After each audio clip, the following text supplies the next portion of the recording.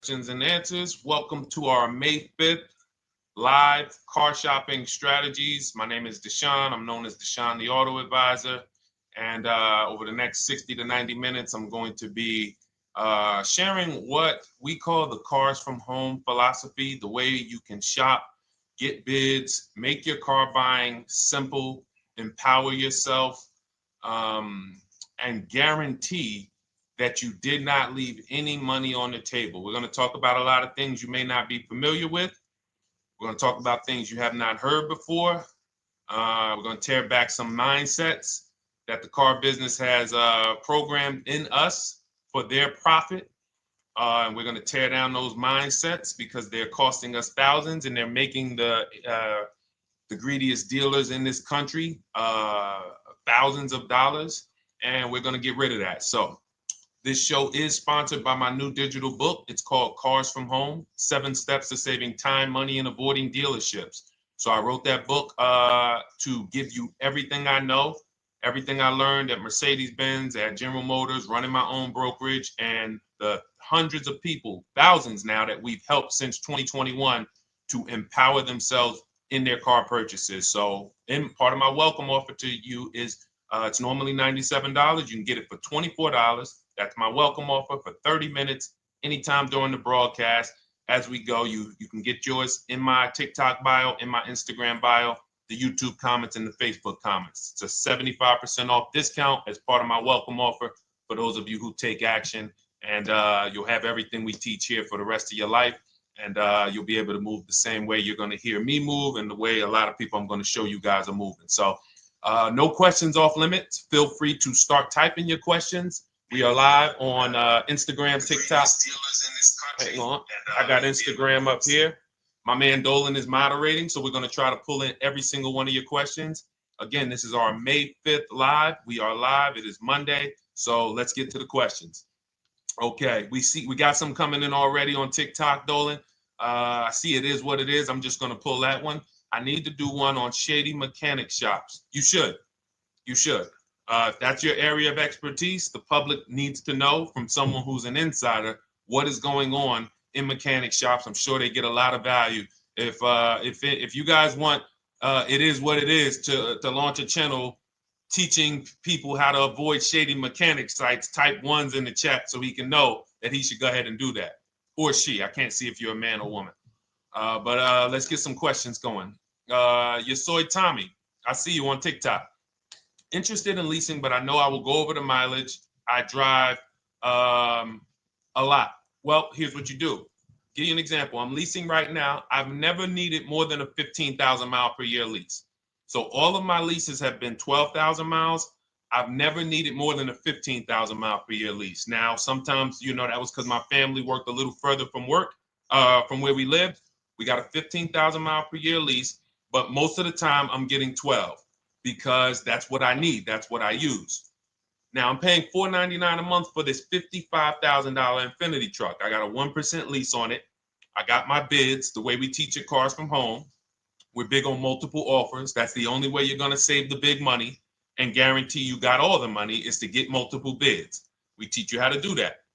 You can do it by phone too. If you want to try to do it by phone, God bless you. We do it through email. We do it through emails and templates, and that's what we do. But I'm paying $499 a month for 12,000 miles. Now, let's just say I needed 15,000 miles. I would have bumped that lease up, and instead of $499, I'd be paying probably $30 more. So call it $530. Now, let's say I'm a high mileage driver at 20,000 miles. That instead of $530, I would probably be paying $620. And there I got my 20,000 miles per year. So the key is, and this is what you'll hear, people will blame the leases for not understanding that they choose the mileage. The mileage is not selected for you unless you go into a dealer and say, hey, work me up a lease. And then they're going to choose the mileage, probably give you 10,000 miles per year, and then try to close you on that. But that's not the way we shop. We're going to shop and we're going to adjust our miles based on what we need. So if I needed 20,000 miles per year, I would probably be paying $620 instead of $499. If I needed 25,000 miles per year, I would probably be paying $680. So I'm just paying, we get what we need and we enjoy our leases. because when we buy these cars and we drive ridiculous miles, we depreciate our cars, we destroy the value, and then we still have a loan on it in a lot of cases for a vehicle that we have destroyed the value in because we put 60,000 miles on it in 3 years. So our loan is moving very slow, but our vehicle's value is dropping through the ground very fast, which is typically how we end up with $15,000, $20,000, $25,000 in negative equity. I used to see it all the time in dealerships, especially when I was in when Uber took off. When Uber took off, year later, 2 years later, 3 years later, we had tons of people coming in with Hondas, coming in with various cars that had 200,000 miles on them, but they still had 3 and 4 year loans left. And, that's just a recipe for disaster. That's a recipe for disaster. So you should not be leasing, though, if you keep your cars 8 years. Some of you familiar with the 8-year rule, you understand. Everyone should not be leasing. I want to make that clear. Some people say, Deshone, you believe everyone should be leasing? No, I don't. If you are not keeping your cars 8 years, then you should be shopping for below market leases. Don't forget those 2 words, below market leases. Because if you're paying what everyone else is paying for their leases, it's not going to make sense. Some of these strategies are not going to make sense. You need to be getting below market leases. And the way we do that is to comparison shop, get multiple offers from dealers, have them compete for our business, and then we get these leases that no one else can get. Great question. So what if I go over 20,000 miles? What do you recommend doing? You choose your mileage wisely. In my book, I have a section called Choosing Your Mileage Wisely. The whole key with leasing is to scope out the mileage you're going to use, and that's what you shop for. If you know you're going to do 25,000 miles that year, you would do 25,000 miles on your lease. But you don't shop this way. We always shop with 12. A problem with leasing is once again, you go into the dealership, you say, work me up a lease. They're going to work you up what they want. They're going to say, hey, put 5,000 down. Who's had that happen? You go and you look for a lease and they tell you how much money you need to put down. Type me if you've had that happen. And again, welcome to everybody. This is our May 5th live. It's Monday, May 5th.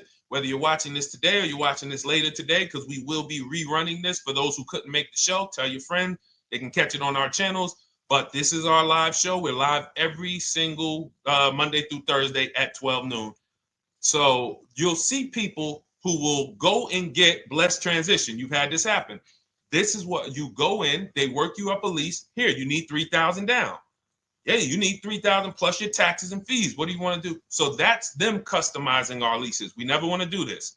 We want to customize our lease and run it like this, a template. All your leases you get with, ready? 12,000 miles per year. First month's payment only due at signing. That's it. 12,000 miles per year. First month's payment only due at signing.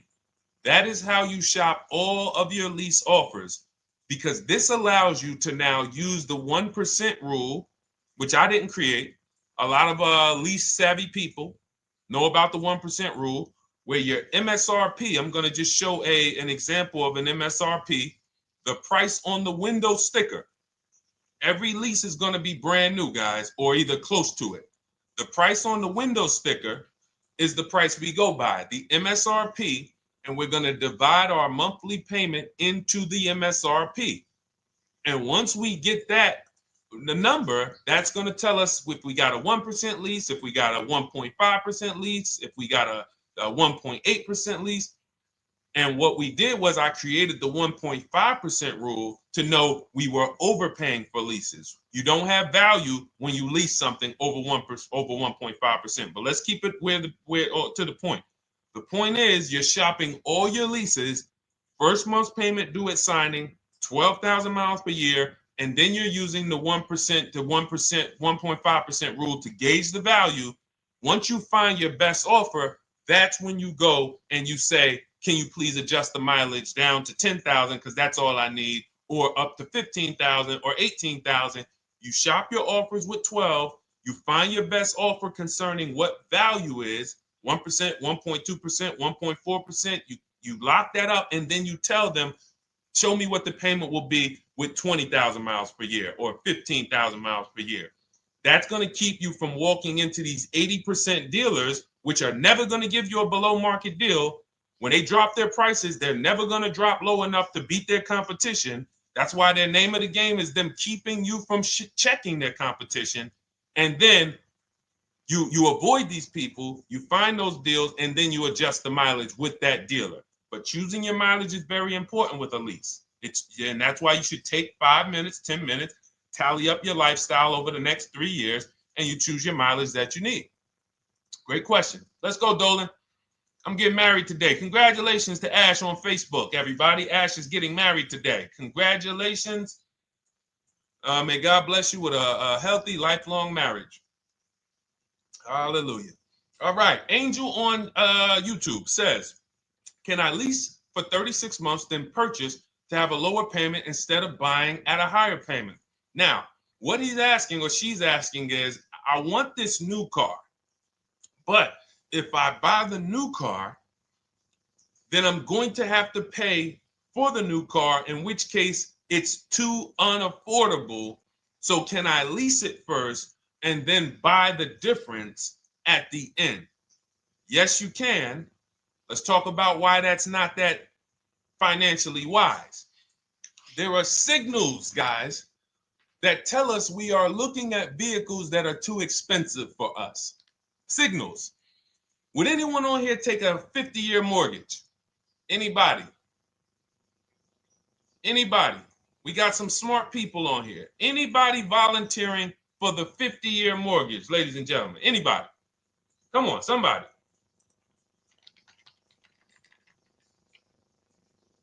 No, why not? Why not? Why is everybody saying no to the 50-year mortgage? Because we know it's ingrained in us that a 50-year mortgage on a house means we can't afford that house, right? Same thing with cars. There's signals. And so when we cannot finance a brand new car and it's affordable, what should we be doing? We should be going to get a pre-owned car. That's what we should be doing. So some of you have the luxury where you could afford both a new version of the car you want, and you can afford a pre-owned version, of course. So you might say, Deshone, I could afford both. I want this car, but I could afford, which one should I get, new or pre-owned? Thank you to the new gifter, Jeffrey Jones. Welcome. The Black King. Thank you so much. Gifter badges. Appreciate everyone who supports this broadcast. Thank you so much. You helped me to keep this information going. So what you're saying is, I could afford both. Which one should I get? In that case, it's a matter of your values. Do you want a brand new car? You want to treat yourself? You only get it every 10 years. So it's like, hey, I only get a new car every 10 years. I'm going to treat myself to a brand new one. Curtis Thomas, thank you for sharing. Or you might say, you know what? I want to go to value play. Even though I could afford a new one, I want to knock 20, 30, 40% off the price, and I want to get me a pre-owned version. So that's the people who could afford both. Some of you, you're like Angel, who like, I want this car, but I can't afford it new.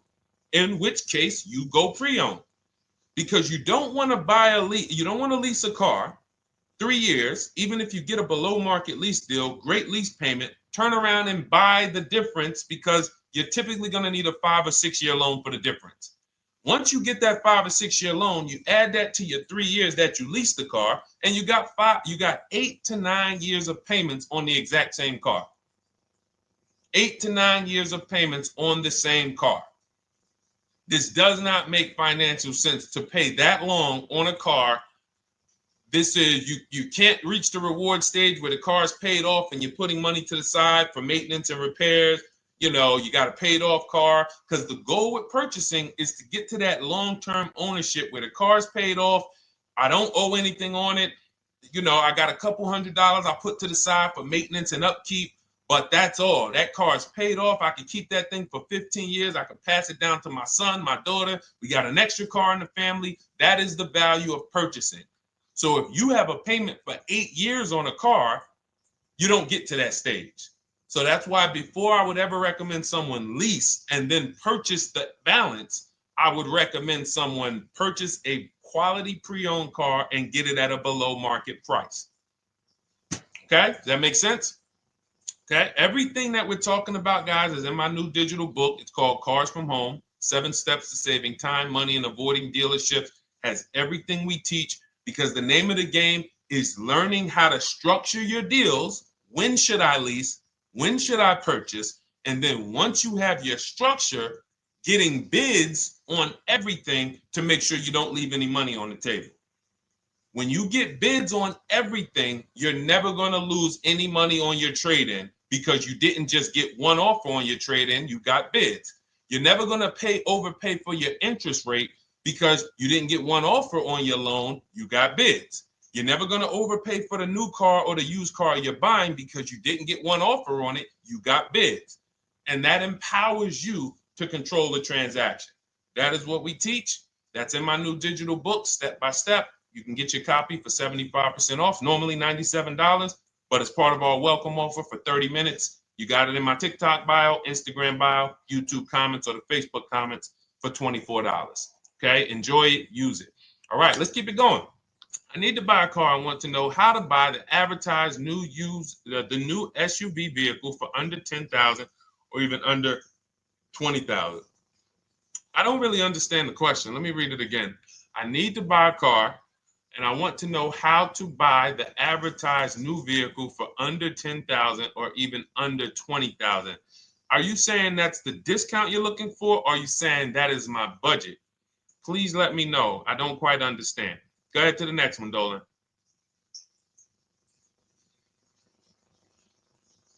All right. If the Carfax report only has service maintenance, is it okay to purchase? Okay, so all right, this is a great question, guys. This is about used cars. Who's going to be shopping for a used car in the next year? Type the letter U. Type the letter U if you're going to be shopping for a used car in the next year. And for those who just joined, this is our Monday, May 5th, live car shopping strategies. So we are live every Monday through Thursday at 12. And for those of you who are watching the rebroadcast later in the day, you can, you'll get your questions answered. Somebody might ask a similar question, or you can join us Monday through Thursday at 12 live. Yes, so we got a lot of people who are going to be shopping for a used car. We got Buffy on Instagram, Fran Bar. Who else? A lot of people not buying? Okay. Instagram, the only people buying used cars? Okay, well, let's talk to you guys. Listen, so here's when you're looking at a used car, what you're focused on is first the service record. First the title history. What is the title history? That means, is it a salvage car? Is it a frame damage car? Is it a now, well, let's start first. Where do we find these cars? Let's start there. We're not going to lots. We're not stumbling onto people's lots. That's what they want. We do not want to go through our neighborhoods looking for used cars. Anybody who does not have a used car on a website, they're trying to take advantage of you, because that is unadvertised, that they don't want to be where the competition is. That is not the way we're going to move.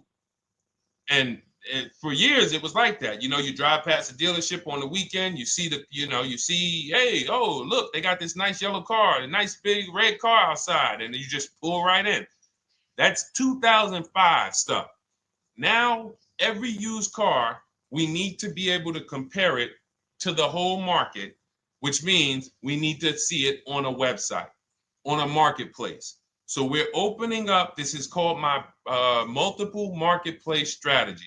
We are opening up, and some of you are going to need a pen if you're going to really, or unless you're going to watch the rebroadcast, because I'm running stuff past you that, you're trying to buy a $30,000, $50,000, $100,000 car. We're not talking about how you're going to get a couple things from Amazon and, set up a little home studio for $2,000. We're talking about the second most expensive purchase most of you are going to make. So it's understand that you're going to need to focus in order to get the most out of what we're talking about. So we're going to go to the marketplaces. The marketplaces are Carvana. They sell their own inventory. CarMax, they sell their own used car inventory. Driveway, they sell their own used car inventory. We're going to go to now dealerships. AutoNation, they sell other people's, they sell their own. They buy and they relist it on their website.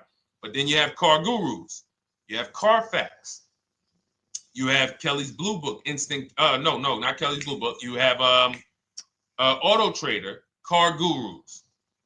So we're going to all these marketplaces, we open them right up in one tab. So now what we're doing is we're putting in our criteria, and what we want to do, we want to go 100 miles out. Even if you're not willing to drive 100 miles out, you want to see what the whole market looks like within 100 miles. So now, if you know what you can afford, then you can put in your price criteria. I have a tool that I created. It's called the Perfect Budget Calculator. Some people who have my book, you've used it, where you put in your down payment preferred, you put in your interest rate, you put in any equity from your old car, and it tells you, because what you tend to miss is the fees. That's what you tend to miss. So if you're not using this calculator that we created, you want to add another $2,000 or so, because you got to factor in the fees in that budget. Some of you go out and say, man, I think I could afford $30,000. Then when you find your car, they bump you up to $33,000 because you didn't factor in the taxes and fees. So this calculator does it for you in my book, and everything we use the Perfect Budget Calculator. But if you're not using it, just estimate another, a little higher. Now you put all of that into the marketplaces. Now you're looking for what the inventory is. Now, here's the reason why you must open up all these marketplaces. First reason, they have different cars on them. Carvana and CarMax has different cars than Car Gurus, Cars.com, Auto Trader. There's different cars on them. Another reason we need to open it up is because sometimes you'll see one car here on Car Gurus for $31,000, and then you'll see that on Auto Trader they marked it down $2,000. It's $29,000. And you're like, wait, why the heck is it lower? This is the same car. Well, it could be because this marketplace got the notification first to lower the price, and maybe this one takes a little longer to see that, oh, maybe that takes 24 hours before their updates take effect. So that's why you want to open up all these marketplaces. Now you're narrowing this down first based on your color choices, what options you want, your models, and now we're starting to narrow this thing down. So we're narrowing it down. Now we start to look at the history of these cars. This is the best way to start narrowing down your used car search. Let's now dive into the history. I need the Carfax. Now, some of these websites will give you a free Carfax. Some of them will try to make you buy a Carfax. Now, I'm going to give you one of the secret strategies that we've been using for years in my book, and I'll tell you it right now. It is how we get free Carfaxes, because when we get to most vehicles, you guys, for those of you who are just meeting me, I worked in Mercedes-Benz for 5 years and General Motors for 5 years, and I ran my own brokerage. I started it in 2016, and I ran that while I worked at the car dealership. So I have a lot of experience and have seen a lot, and that's why I'm able to teach these things. I also love numbers. But one of the things that I know is almost every dealership has a contract with Carfax. So every dealership, we pay Carfax already. So what we're able to do is when we list our inventory on our websites, we're able to list the Carfax with it. We're able to provide that free of charge. But when we pay Auto Trader or Cars.com or Car Gurus, we are not able to actually push our Carfax to that marketplace. But if you come to our website and you find the vehicle on our website, most times you will find the Carfax for free. That is what we have been doing for years. So that now we have the Carfax, because the Carfax is the only way we can see those service records right now, because we've already narrowed it down based on, first thing we're doing is we're looking at title history, frame damage, salvage title, rebuilt title, total loss. That's the type of vehicle. The next thing we're doing to narrow it down, which is where many of you get in trouble, is you're looking at the service records. Skipping service records, buying used cars without seeing service records is disaster.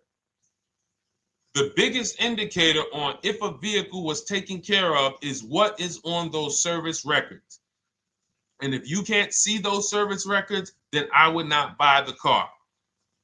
Somebody say, oh, I'm changing the oil myself. If you don't have proof that you have changed the oil yourself, I cannot see it. I cannot see that you have maintenance this car, and that's a turnoff for me.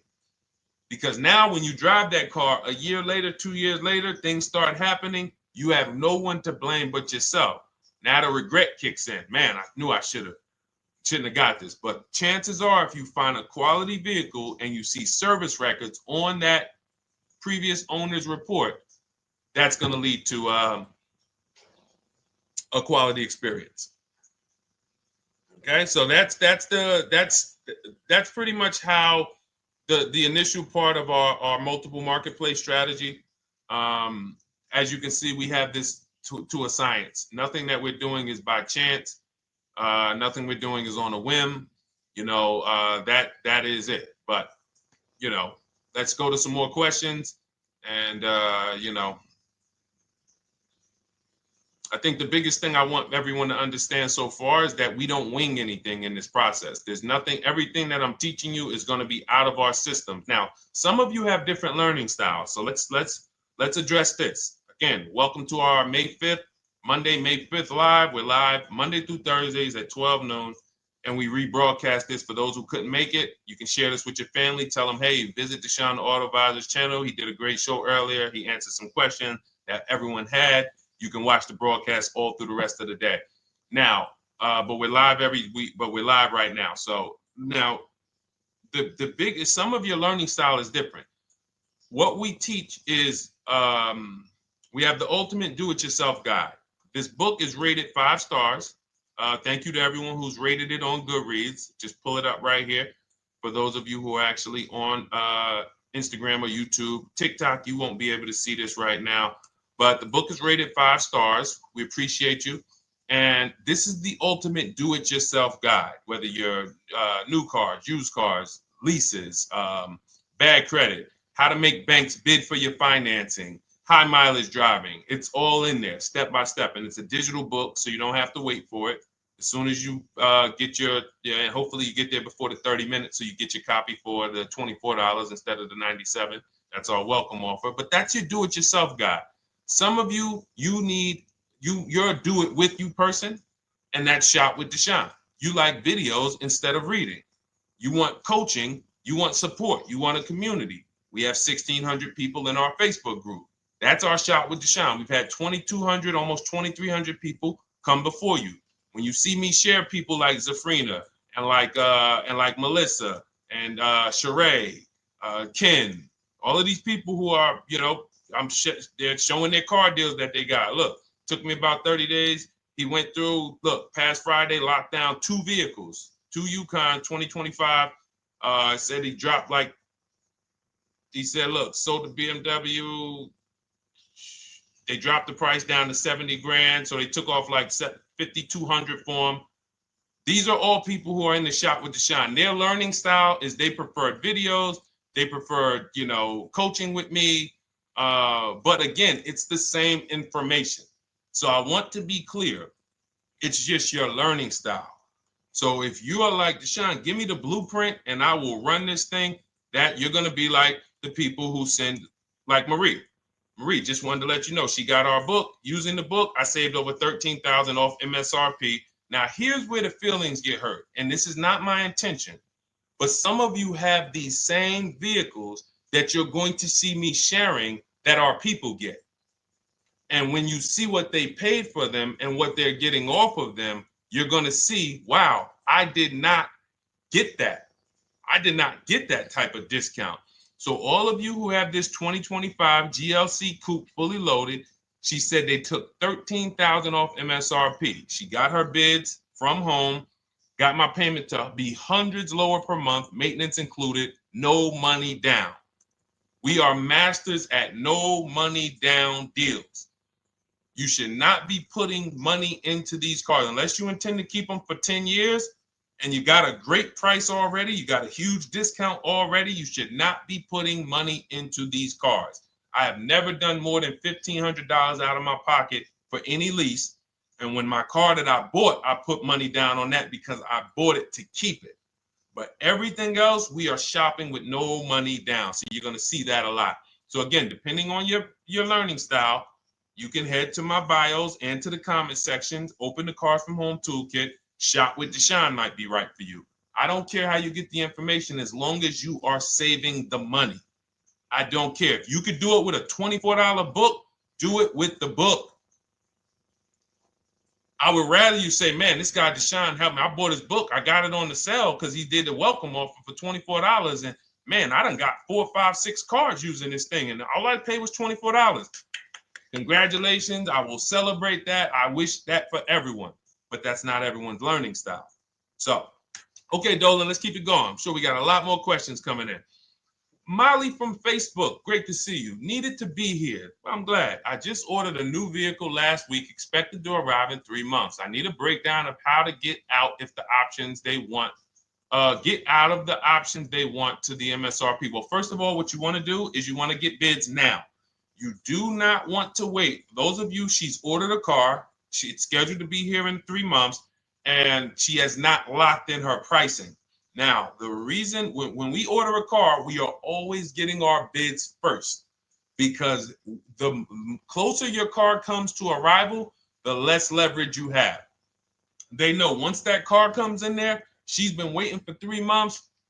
She is not going to want to walk away from this car. She is not going to want to do this all over again. And they're going to probably take a shot and say, or if you look for a discount at that point, you probably are going to be like, no, I'm sorry, we can't give it to you. So what we're going to do is we have to now send that request out. Now, there's 2 ways for you guys to do this, whether you're leasing or purchasing new cars. 2 ways for you to do this. You can do it your way, which is calling around. Calling around, not going into dealers, calling around, ask for sales managers, try to get yourself at least 5 offers. Because the only way you're going to see how overpriced the offers are is to actually get multiple offers. So I'll give you an example. I'm showing you guys on the screen what a market report looks like. So we also have a division. We shop for people's new cars and their leases if they have good credit. So when you see, oh, I tried to pull it up. It's not loading. So what you're going to see, and some of you who've used our stuff, you can testify to this. There is a huge spread between the best price and the worst price. Huge spread. So in order for you to know you actually got the best price, you need to see 4 other offers that are higher. I'm going to say that again. Thank you to all the gifters on TikTok. Thank you, Jeffrey Jones. Appreciate it. You need to see other offers that are higher. So let's go back to my car.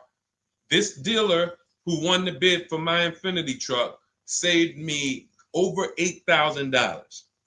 Now, he said to me when I was making the deal with him, he said he knew that I was not going to find a better offer because he had used a special coupon he had to apply towards the deal.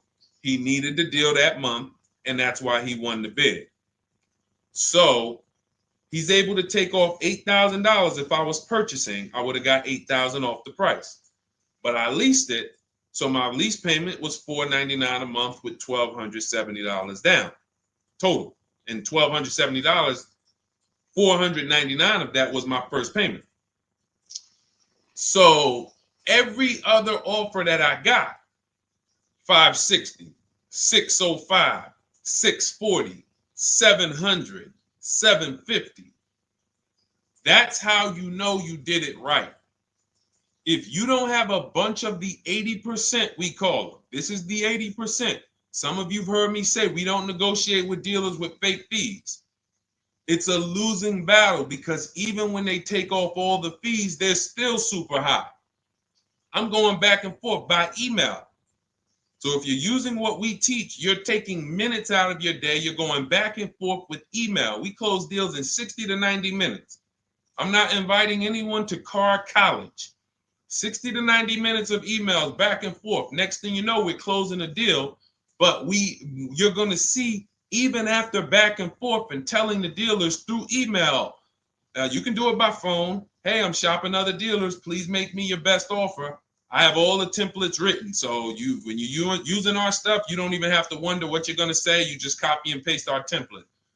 But even after that, you're going to see, wait, these people are still giving me super high prices, even though I told them I'm shopping, even though I told them I'm serious, I could buy the car right now, even though I gave them every single thing I need to give them to get an offer, they're still $150 a month higher than my best offer.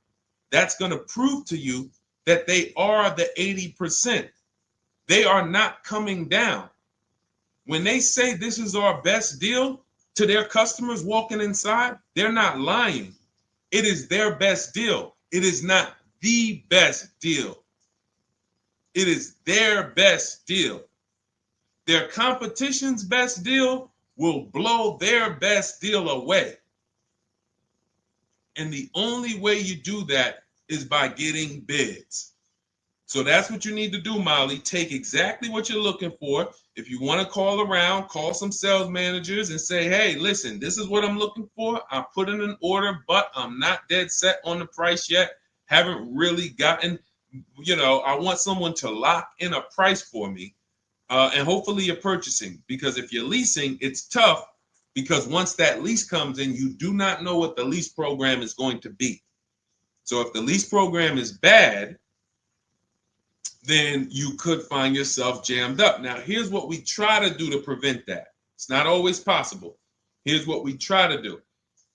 Once you have found the best dealer who's won the bid, now what you're going to do is say, based on this price that you're selling me the car for, can you give me a lease estimate now? So let's say I'm ordering this Infiniti. I shop around, I find a dealer who says, all right, Deshone, I'll place the order. I'll take $6,000 off list price for you if you do the business with me. Perfect. Can you give me a lease quote based on that now? I know this is not the vehicle. My vehicle's coming, but can I get some type of an estimate of what it would be? And then I look at that, and if it's affordable, now I place my order. But I'm not placing an order for a lease blind, not knowing what my payment's going to be when that car gets here. Okay? Does that make sense? I know I may be typing, this is heavy. That's why I told you guys, when you're here with us in car buying, below market car buying strategies, this is like short 60 to 90 minute master classes. This is not lives where I'm showing you how to make macaroni and cheese and turkey and like, okay, yeah, you got your music playing in the background. Hey, listen, all right, what I need? Oh, hand me the Sazon. No, you could do multiple things. This is heavy finance talk for 60 to 90 minutes, and it will change your life. And I just saw my girl, Lisa. Lisa, good to see you. Lisa's been, she's been learning from us and rocking with cars from home. Let me see. I'm glad you clarified, even if no money down on the lease, you still really have to give them the first month's amount. Yes, I don't know what I'm going to do yet, buy or lease. No matter, I'm learning lots and sharing with my peeps. Thank you, Lisa. Thank you. Now, technically, you don't have to give them the first month's payment either. What I do is our templates all involve shopping, first month payment due at signing. But if I wanted to, so let's say, for example, on this $499 a month lease I got on the Infiniti, and I'll actually will add this because I'm glad you said that. The lease that's your first month's payment, so it's not considered money down. It's considered your first month's payment because you're leasing, you're paying 36 months or 39 months. We don't do 4-year leases. We don't even do 3.5-year leases in most cases. We're not doing it. It's 36 months, 39 months. And if they have a really, really good program for 2 years, they will tell us about it. But we shop for 36 months. But you can tell that if I wanted to tell them, you know what, I want to do a straight sign and drive. I don't even want to give you the $499 for the first payment, which means you're asking them to pay the first payment, then it would have just been $500 going back into the cap cost, which would raise the payment probably with interest and taxes, maybe 15, 17 bucks, something like that. So if I truly wanted to bring nothing to the table, I can just have them to, cap the first month's payment. You can do that. You can do that. So you can ask any questions. I know you're in our Facebook group, and so you let us know. But the 8-year rule is your basis for leasing versus buying. The 8-year rule, when you guys open up my book, you'll hear me talk about this. I'm going to make a whole lot more videos about the 8-year rule because it is the parameters for how to know whether to lease or buy. It takes into account how drastic cars depreciate. They lose value like crazy. All the losses are in the first 5 to 7 years, and you don't win until you've kept the car at least 8 years, compared to someone who's getting a below market lease. So let's take an example. You look at somebody like, look, Brian. Brian got my book. Just finalized my first ever lease using your system. 2025 HRV Sport all-wheel drive, $30,000, $505 MSRP. So this is a $31,000 vehicle almost, and he got it for $395 a month, which is a 1.2% lease, no money down. Now, his initial quote from this dealer was $434. This is the winning dealer. But in my book and in our systems, we have a counter offer calculator where we put all the offers we get into the calculator, and then it calculates the best offer and it tells us what to counter. So his initial quote was $434. He countered with the calculator and ended up closing his deal at $395. So these are the people that, for all of you who you're like, wow, are there any cars out there with a $300 payment anymore? Well, if you're buying a car, you are buying it at a $300 payment. You could only spend, who knows, every $5,000 on a vehicle is about how much per month? Every $5,000. When you're looking at a car, every $5,000 on a 5-year loan, which is what you should be defaulting to, is about how much per month. Thank you, Nikki. Nikki got a #1 gifter badge. And I don't really know what all of that stuff means, but I definitely appreciate it. The Black King, thank you so much. I just know it means you guys support the show. So I appreciate it. So who knows? Every Nucci Graham is and I wanna Nucci Graham will address you next, because as soon as you get your book, on the thank you page it says, "Thank you for your purchase. Click below to open your book." So we'll address that shortly. But okay, thank you, Lisa. Yes, every $5,000, and Nikki, $100. So this keeps you in the safe zone.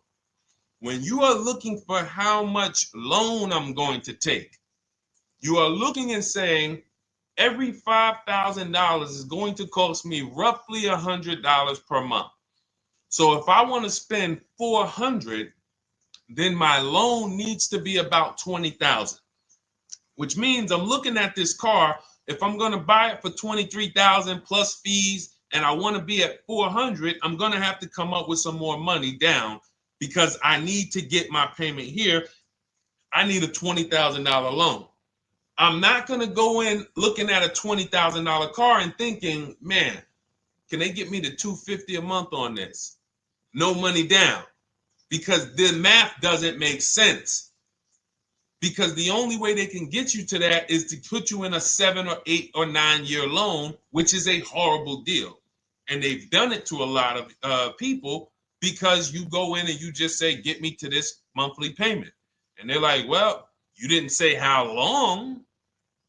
You come in later, hey, man, my loan is, I remember, man, a guy called me, and this is, unfortunately, people are not trained to look at how long their loan is.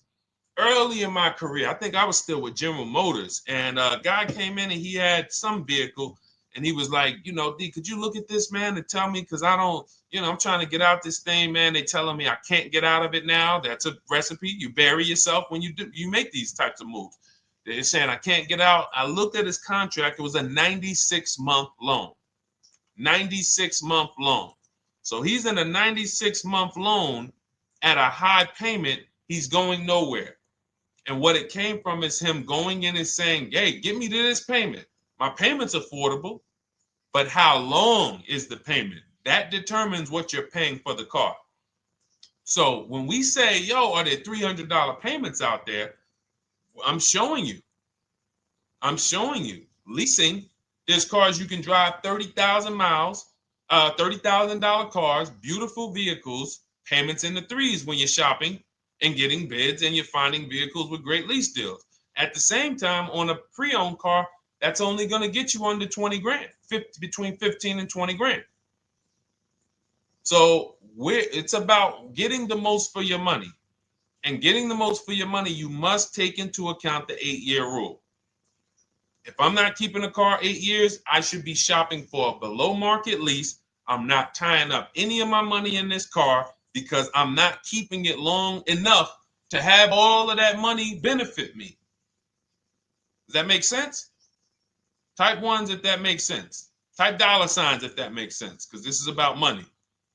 If I'm not keeping the car 8 years, then all the money I'm going to tie up in the car to pay for it, to pay off the loan, to do the maintenance, to change the tires, to change the brakes, to change the oil, to change the brake fluid, the transmission, all of the money I'm putting in that car, just normal maintenance. I didn't say anything broke. Normal maintenance over 7 years. I'm not going to keep the car long enough to have that make sense. Whereas had I leased, I'm just below market leases. I'm just literally paying cents on the dollar, changing my oil. Most of the times I'm out the car before I need brakes, unless some of you are driving 15,000 mile a year leases, and then sometimes you will replace the brake, but it still does not compare to the cost of purchasing. And, you know, throughout the show, I'm going to show a lot more lease deals and a lot more discounts. But the reason why I show you guys the lease deals is because the money doesn't lie. Unless you're just hell bent on paying more, the money does not lie. You can't compare when I was, you know, I'm driving $40,000 cars. My payments have a 3 in front of them. And my friends are driving $20,000 cars and their payments have a 3 in front of them. And those cars are used, need maintenance, you know, warranties done ran out after 4 years. I'm over here driving brand new cars, problem free, and they're paying the same amount or more than me, and they're driving inferior products. And then once they really get tired of the car, they go ahead and they trade it in and they start the process all over again. So it's bad financial advice that the car business never trained on, and they just love for people to be ignorant. But we're not going to be ignorant here. All right, Dolan, let's keep it going. By the way, all of you who just joined, this is our Monday, May 5th live. We are live every Monday through Thursday at noon. So for those of you who may be watching the rebroadcast, we rebroadcast the show all through the day. So for those who missed the show, you can either, you know, or some of you want to tell your friends, oh, hey, you're shopping for a car, go watch this show. And we'll rebroadcast this show all through the day. And we rebroadcast all the episodes through the weekend. So for those of you who didn't have time, you're like, man, I want to catch up on all the shows, all the questions that were asked. We'll rebroadcast those through the weekend. But we are live every Monday through Thursday between 12 and usually 1:30. You can have your friends and family tap in. You can bring your questions, and we try to get to as many as we can. All right, Dolan, let's keep it moving. Let's get to some more. What are the companies for loans? Well, there's a lot of them. First thing you want to do is, so we teach something called the bank bidding war. This is a question, because here's my question to you guys. Where do you get your car loans from? Here's my question to you. And I'm going to tell you how we should change the answer, because I know what some of your answers are going to be. Where do you get your car loan from? Some of you are going to say my bank. Some of you are going to say the credit union. Some of you are going to say the dealership. But all of those are not the answers we want to go with anymore. Here's the answer. You got it, Nikki. I love Nikki. Whoever gives me the best rate. That is going to be the answer moving forward. If you're using what we're teaching, that's your answer. Whoever gives me the best rate. What, in other words, whoever wins the bid. So what we're doing is we are not just going to our credit union and having them run our credit, give us a rate, and now we going out and we're shopping with a check in hand and we're shopping with our back against the wall because the bank says, well, hey, you know, your pre-approval expires May 17th, so you hurry up and find a car or you're going to have to come back and run your credit again. Now we're over here and our bank is putting our back against the wall. That's ridiculous. So what we do is we use what you should do is you should look at the average interest rate. If you have average credit, look at the average interest rate, and then you use that to budget. Again, I have a calculator that we invented. It's a proprietary calculator. You can't find it on Google. It's in my book. It's in our course, Shop with Deshone, in our checklist, our video checklist. This is stuff that, again, we don't, if you notice stuff that I teach, it's not anywhere. Deshone, why can't I find an 8-year rule on YouTube? It's because it's Cars from Home. We created it. I can't find the 1.5% rule. No one else teaches that because it's our intellectual property. We created it. I don't mind people saying it, but they need to understand we didn't find this stuff. We created the stuff. So calculators, we invented them. So this calculator you take this interest rate, but even if you want to use a standard payment estimator calculator, you can take just what I said. Remember, add a little bit more for the fees, because that's what you're not taking into account. The fees, the taxes, and that's where we get in trouble. My calculator, our perfect budget calculator, does that for you. So now you want to look at the average interest rate. Type in average rates for cars. Use that for your budget, just so you can know about how much car I can go and get. So between what I told you about the 5,000 being $100 a month, and that last part about, adding a little bit more and using the average interest rate, you should have a good gauge on a range of car to go and shop for.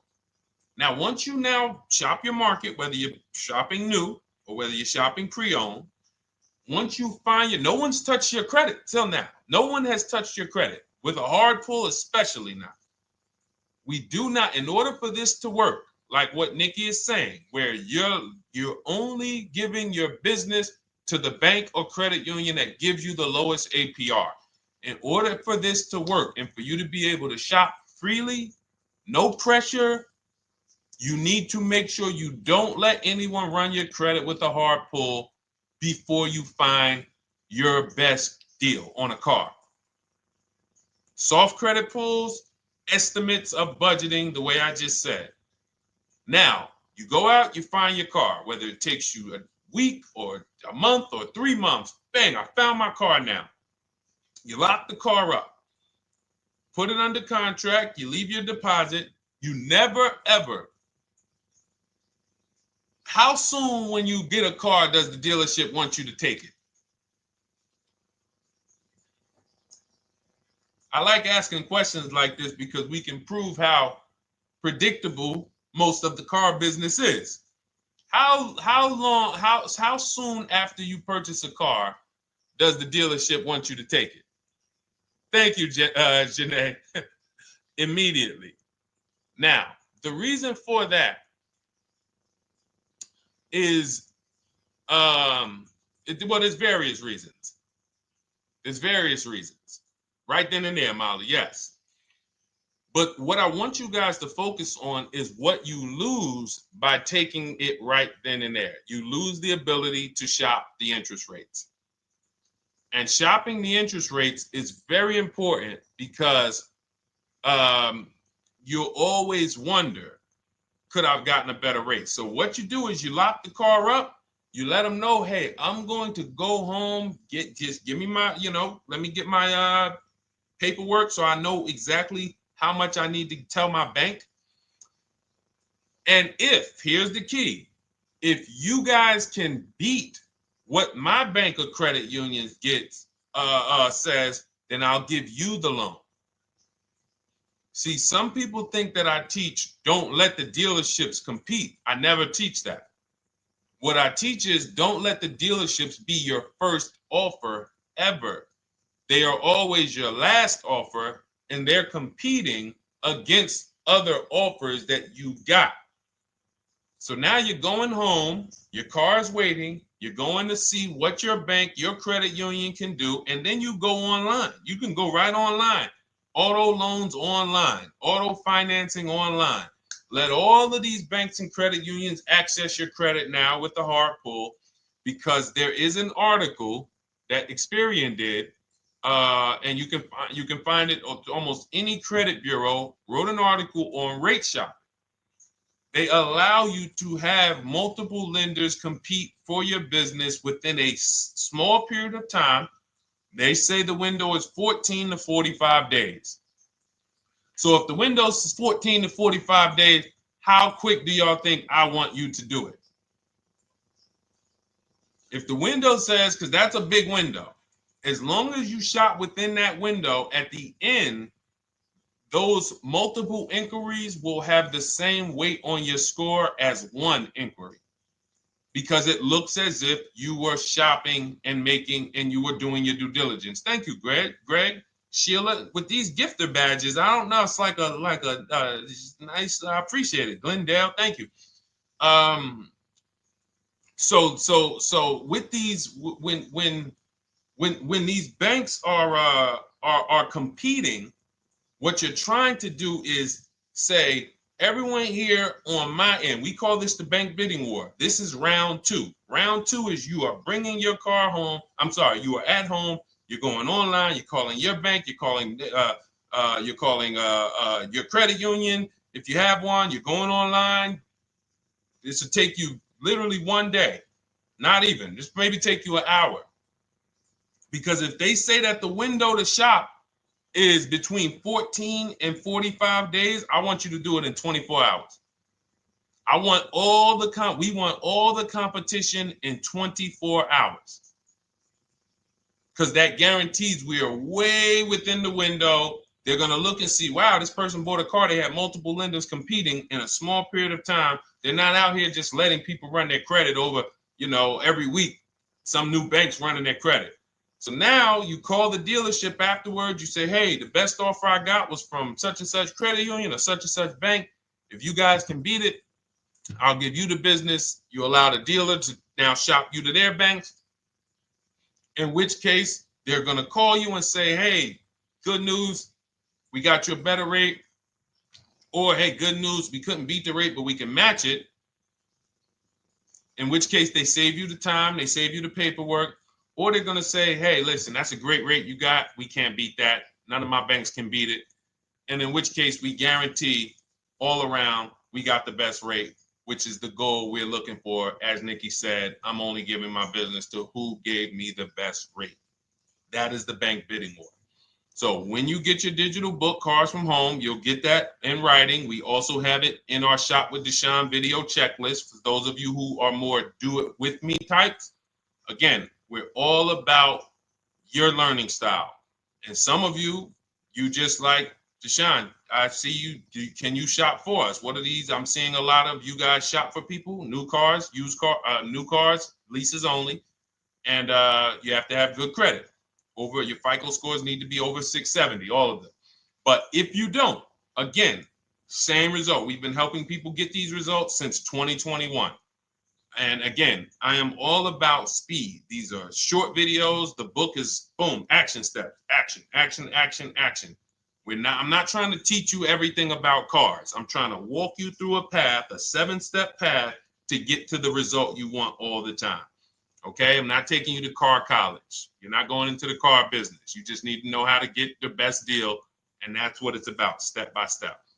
Okay, but for those of you who are just coming on, this whole show is sponsored by my new digital book. It's called Cars from Home, 7 Steps to Saving Time, Money, and Avoiding Dealerships. It's a digital book. Everything we teach about new cars, used cars, leases, below market financing, high mileage driving tips, bad credit tips for those of you who have your credit is not going to qualify you for everything else we're talking about. You need specific strategy. We have that specifically for people with bad credit inside my book and inside Shop with Deshone. So that's why I never believe in one size fits all car buying advice, because all of you are in different situations. So how does somebody look saying, you all should do this? We're all in a different situation. I have a trade-in, he doesn't. He has a lease that's coming due, he doesn't. Oh, he has a lease that's coming due, he has equity in it, we need to help him get that equity out. He has a lease, it has an equity, but it has a third-party restriction. We can't talk to people the same. That's why everything we do is custom and letting you know, no matter what your situation is, it's very common to us. Very, very common. So, all right, let's keep it going. We got some more time, Dolan. Pull them up. More questions. All right, yeah, I see we got a couple more coming in on TikTok. How do I get the book? Well, the book is in my TikTok bio. In my Instagram bio, there's a website there. It's Cars from Home Toolkit. And then you'll see the welcome special for $24. So the book is normally $97, but as part of our welcome special, you got 30 minutes to get yours for $24. So you won't pay the $94. You get 75% off. We also have a link for you guys on Facebook and YouTube in the comment section so you can get your copy. And if you're going to spend a couple more minutes with us, I would appreciate if you share the broadcast with one person that you care about, so that can help. We can help get this information out, and we can help change lives. If you didn't receive your ebook, well, first of all, as soon as you purchase your book, you're going to see a thank you page. It says thank you. Screenshot this page, and then it says below, click the link below to open your book. So you actually get the link to open it as soon as you make the purchase. And then I say I also emailed you a copy. So sometimes people type their email in, one letter's wrong.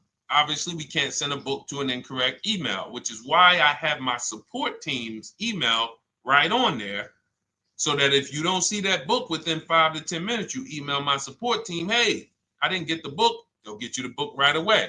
So as you can see, I want you to, Dolan, can you put up, do we have anywhere with, we can put up the support team's email for this person, and just send an email to support. There you go. Thank you so much. Support at Deshone the Auto Advisor. Thank you, Dolan. Best moderator in the world. All right, so shoot them an email. Just let them know. Give them your first and last name, and they'll check the record, make sure that we have a purchase from you, and they'll send you your book right away, so you can dig right into it. Okay? All right, let's keep it. We work with clients all around the country. What I'll start doing, I wanted to bring some on here today, but I can't load them up. The system is showing an error. So I got a lot of people. I always bring tests. I always like to show results. So, you know, I'm a results person. So you'll see a lot of people that I share. Brian, who has our book, and, you know, his lease, Marie with her $13,000 off. All of these people made deals from home. They were not in a dealership negotiating this. You got, look, Frank, I bought your book, used your system, and just closed my deal and have positive results to report. I love when y'all email me, by the way. Like, please continue to do this. A caveat is I wanted a just released 2026 Genesis G70 Advanced, and there are no incentives. I could have gotten incentives on the 2025. However, I wanted the 2026, and I was willing to pay. So even with high demand cars, even with cars that are rare, this is the situation. I reached out to 20 dealers, and I received 9 offers for 36 months, 12,000 miles on a $58,000 MSRP. The initial offers range from $1049 to $901, with everything in between. I counter offered using the calculator that we have, and closed the deal at $815 on a $58,000 MSRP. That's a 1.4% deal. Now, mind you, that on a vehicle on a 2026 with no incentives, which means every bit of that was the dealer taking off money for him. He probably had to get at least $5-6 grand off to have that deal come in the 8s, when other dealers were quoting him 9 up to 10 and, you know, mid $1,000 range. So, you know, but so I show the book testimonials. I show my Shop with Deshone testimonials. But I want to start bringing these market reports so you guys could actually see that's our team shopping all around the country. And that allows us to stay, we're able to just stay on top of the market, like from state to state. It proves like this stuff is not, oh, if you're in New Jersey, the deals are better. Yeah, if you're in Florida, the deals are better. If it's California, we don't have deals out here. All of this stuff is not true.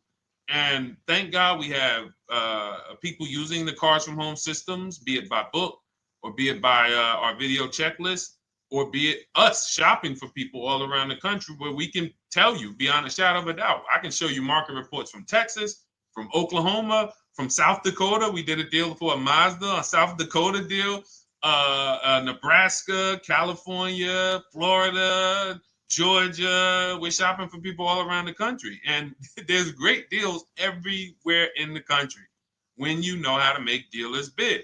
Because you're always going to find that 20% dealer who just wants to beat their competition. They're the best in the region. And you got to go out to find them. You got to have a system to find them.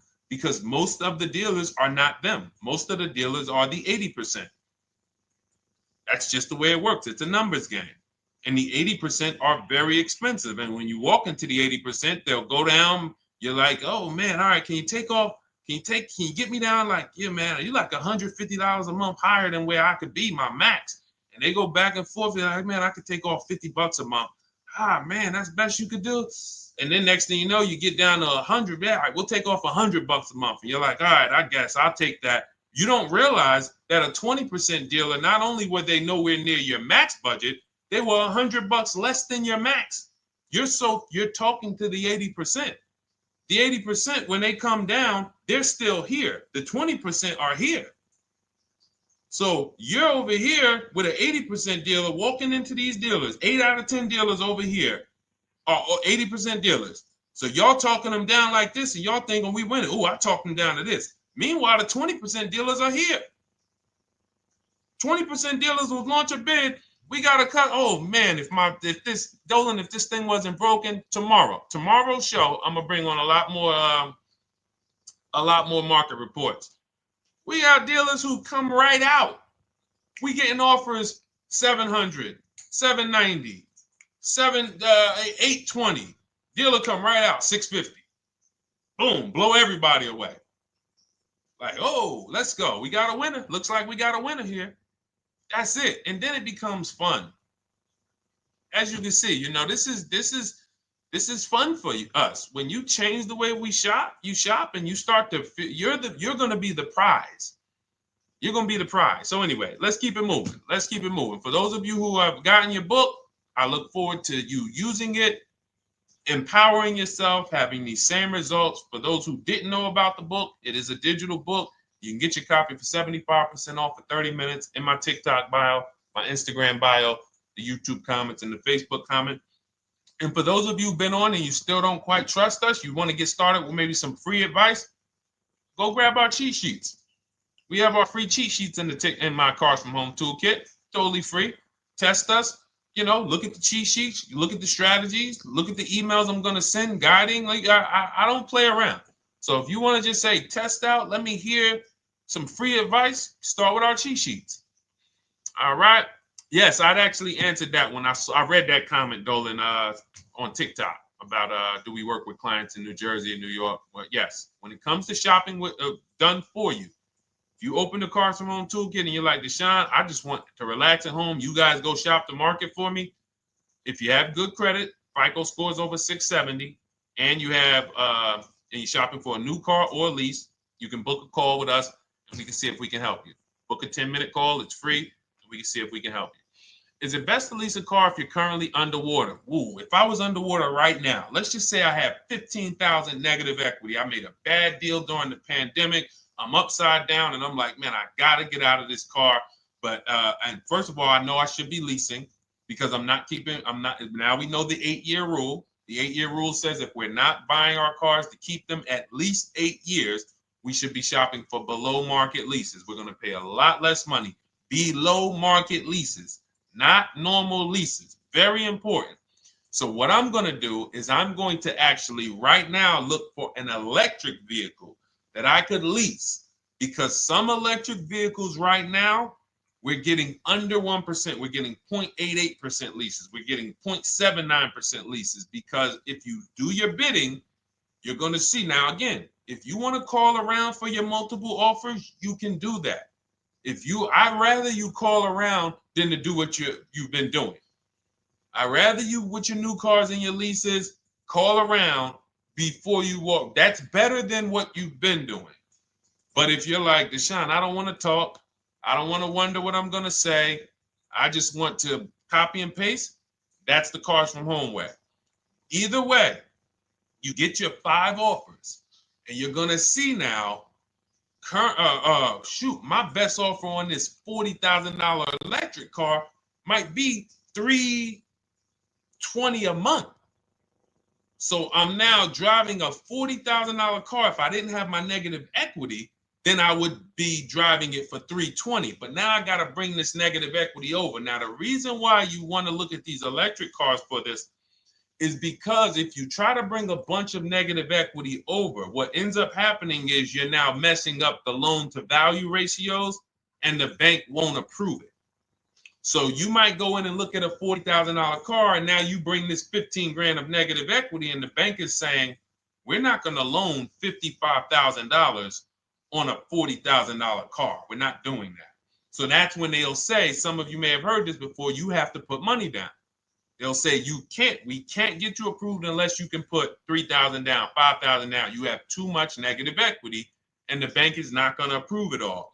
But when you get your bids on some of these electric cars, you're going to get $10,000, $15,000 off. And this is specifically what I would be looking for. I would be looking for the electric vehicle that when I get my bids, I'm saving 15 to 18 to 20 grand off.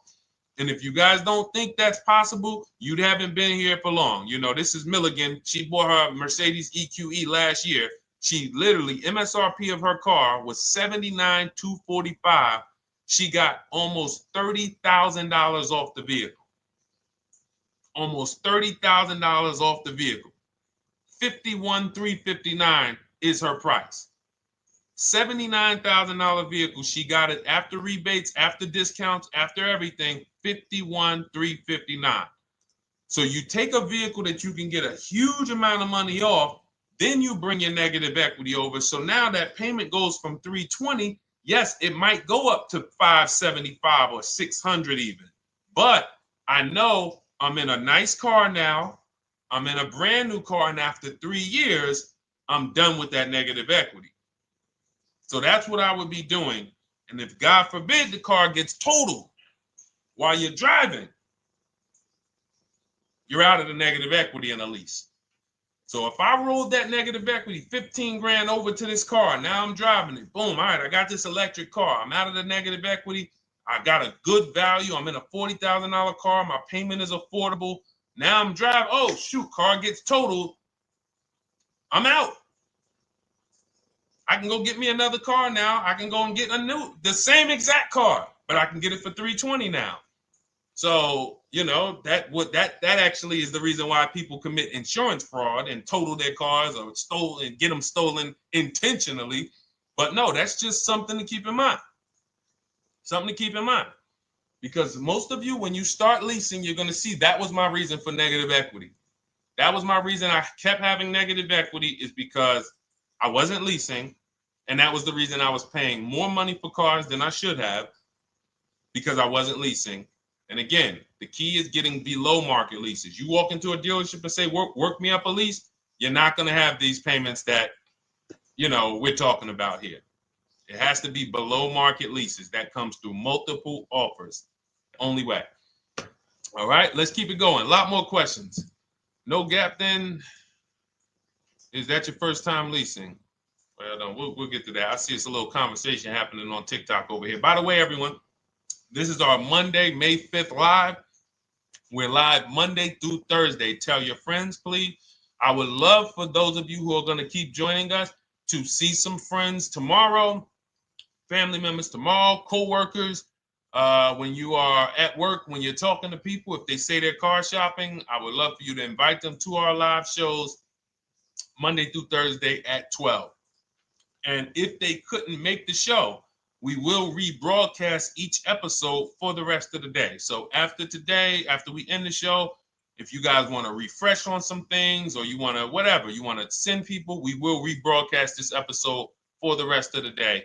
And then on the weekends, we put together a weekly compilation. We broadcast them all just for the people who couldn't make the live shows. But every Monday through Thursday, we are here. And yes, happy Cinco de Mayo to you too, Nikki, and to everyone who celebrates. All right, what do you think about waiting till December month, mid-month to buy a vehicle? I do not. Dealers need cars to sell before that. It's a myth. All right, we're going to dispel a myth, okay? When have we been taught that the best time to buy a car is? Thank you to everyone running up the likes on TikTok. We're at 3,400 likes. Every time you hear something you like, you double tap the screen. That makes a big difference. It sends a message to TikTok that we're doing something good over here. Okay, end of the month. Yes, sweet now. End of the month. So we're gonna peel, like I told you guys when we started the broadcast, right? We are gonna, yes, Molly, last day of the month, right? So this is what we have been taught. Last day of the month, come on in. That's where your deals are, right? Let's look at this logically. As a former car salesperson, the times where where I saw the dealer or myself being the most desperate was the times where we did not have a lot of customers. Sometimes you look up, it's the 10th of the month. They call us into a sales meeting. They say, hey, guys, we got to sell 200 new cars this month. We are only at 40. We are way behind. We are tracking way behind. Call anyone you know who's a real customer. We are entertaining every reasonable offer. Now, you've been taught there's a group of people that we know are coming at the end of the month. There's a group of people that we know that last weekend they're going to rush. But there's no desperation there from us because we know they're coming. So we look and say, I'm much more desperate at various times throughout the month than I will be at the end of the month. Because think about it. Every time you go into the dealership at the end of the month, is it dead or busy? You go into the dealership most of the time at the end of the month, is it dead or busy?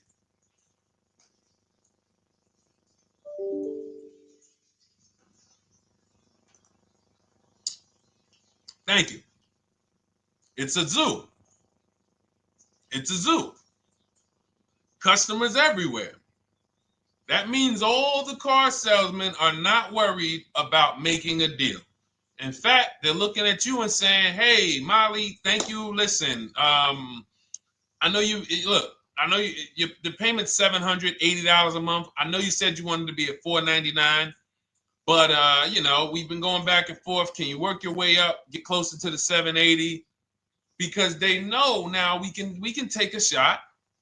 Because we have some other customers behind you, Molly. Did you see the people walking out? These people just walked out. They're mad. We don't have enough salesmen here. We got people waiting 40 minutes to speak with somebody. Do you think you're getting the best deal when that's the energy? Yes or no? Let's just be honest here. See, you might forget some of the lessons that we teach if you don't have our books and if you're not in our video checklist and coaching. You might forget some of the lessons, but hopefully you won't forget the stories. So you walk in the dealership at the end of the month, the place is a zoo. It's people everywhere. They're ringing bells. They got the big clown, donuts around. Hey, you want a donut? Do we think there's desperation? Thank you, Sheila. Thank you, Molly. There's no desperation here. And they don't magically wait till the end of every month to hit their numbers. Some dealers hit their numbers at the 25th of the month. Numbers are hit. We still got people coming in end of the month. So What we want to do to answer the question is we want to be positioned. What I like you to do, for those of you who are in an emergency situation, you need a car in a week, in 2 weeks, that's fine. Everything we teach can guide you. We've had people who got their cars in 3 days. Like that's not something that is let's see. This is my second go around, much easier, more relaxing experience. Calculator definitely helps. Turned in my CRV, got a 2022 Marcus, some dealers wouldn't do. Somebody, I wanted to read you somebody who got their car in like 3 days, 5 days. That's normal. Again, like I said, we're not taking you to car college here. Like you know, our step-by-step programs can get you to your cars in less than a week, 90 minutes. But you don't want all your car shopping to be emergencies, because here's where you want to be. You want to be able to say no for up to 3 months. Reason is, there's a group of people that walk into the dealerships. They're there right now. They're desperate. They're giving off desperate energy. They can't say no. They back themselves into a corner for whatever reason. If their leases are up, maybe they don't know you can get an extension. If your lease is up this month, you can call. You can get yourself an extension for 1 month. Some leases will be extended up to 3 months, up to 6 months. Those of you who have cars and you're like, Deshone, I'm shopping for a new car, but I don't need it. I just, my car still got some life to it, but, I want to look for something new. This is a position of power to be in. This is where you want to be. You want to be able to say to yourself, all right, let me look at the offers this month in May. All right, I'm going to follow up next month because the offers change. The used car market changes. The lease prices change. The dealer desperation, it changes. I'm not letting tariffs push me into doing something and making a bad deal. I'm not doing it. I'm not worried about tariffs coming, because there's going to be deals no matter what. If the prices of the new cars go up, what happens to the prices of our used cars that we're going to be selling? See, that's how we really won during COVID. Some people who've been with me since 2021, that's how we were winning. My man John Shaw, he was one of the first people. David Isaacs came in, got his BMW. Yes, the lease prices were slightly higher back then. We were still getting under 1.5. We were still getting 1.4. John got a 1.2 on a Jeep Wrangler, but we were selling our old cars for 8, 10, 12 grand more than they would be worth today. So even if the new car market goes up, we know how to maximize the prices of the cars we're getting rid of, and we're going to offset it. So we want to position ourselves to be able to say no. That is the strength. That's the leverage where we can say, you know what? All right, I'm going to follow up next month. Now we're telling the dealers right up front, hey, call me. I'm good between now and June 18th. I'm good between now and July 20th. So now what those dealers say is, okay, this is a serious customer. By the way, we have all this in templates in my book. You fill out the template, you fill in, here's the day you can buy a car. This is your deadline. When we blast it out, these are things you can call dealers and you can tell them, hey, I'm good between now and anytime before the summer. Call me if you get a black one with the red seats and this package in it.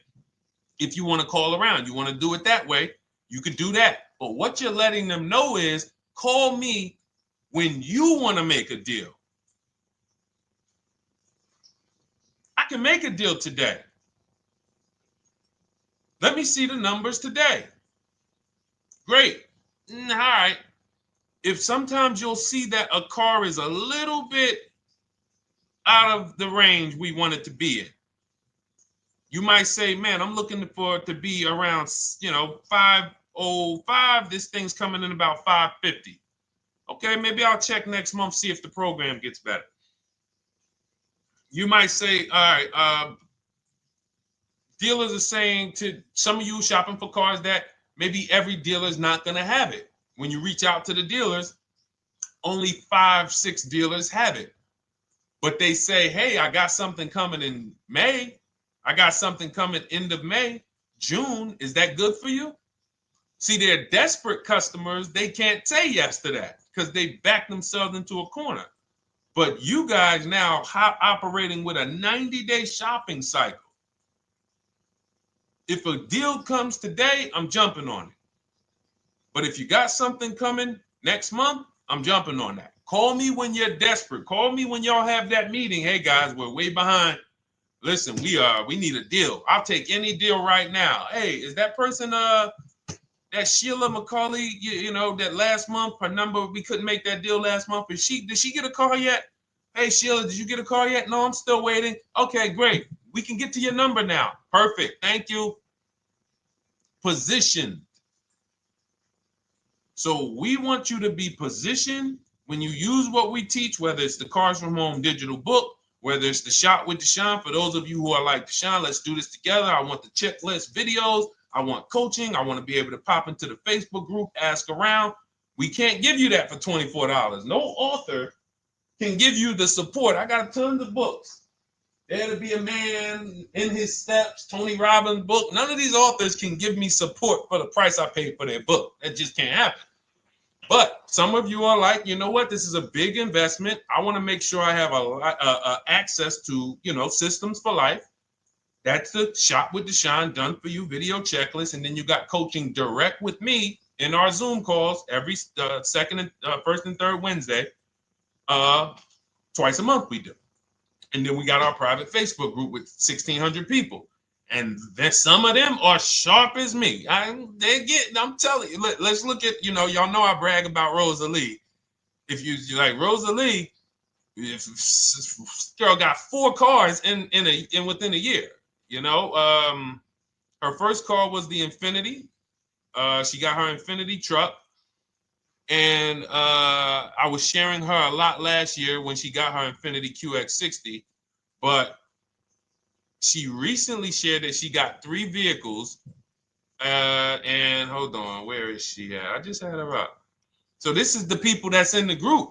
Like, look, 3 vehicles. Big shout out to Deshone the Auto Advisor for making these incredible deals happen. 3 new leases for my sons with only first month's payment down. She got a Nissan Rogue, almost $37,000 vehicle, $399 a month, no money down.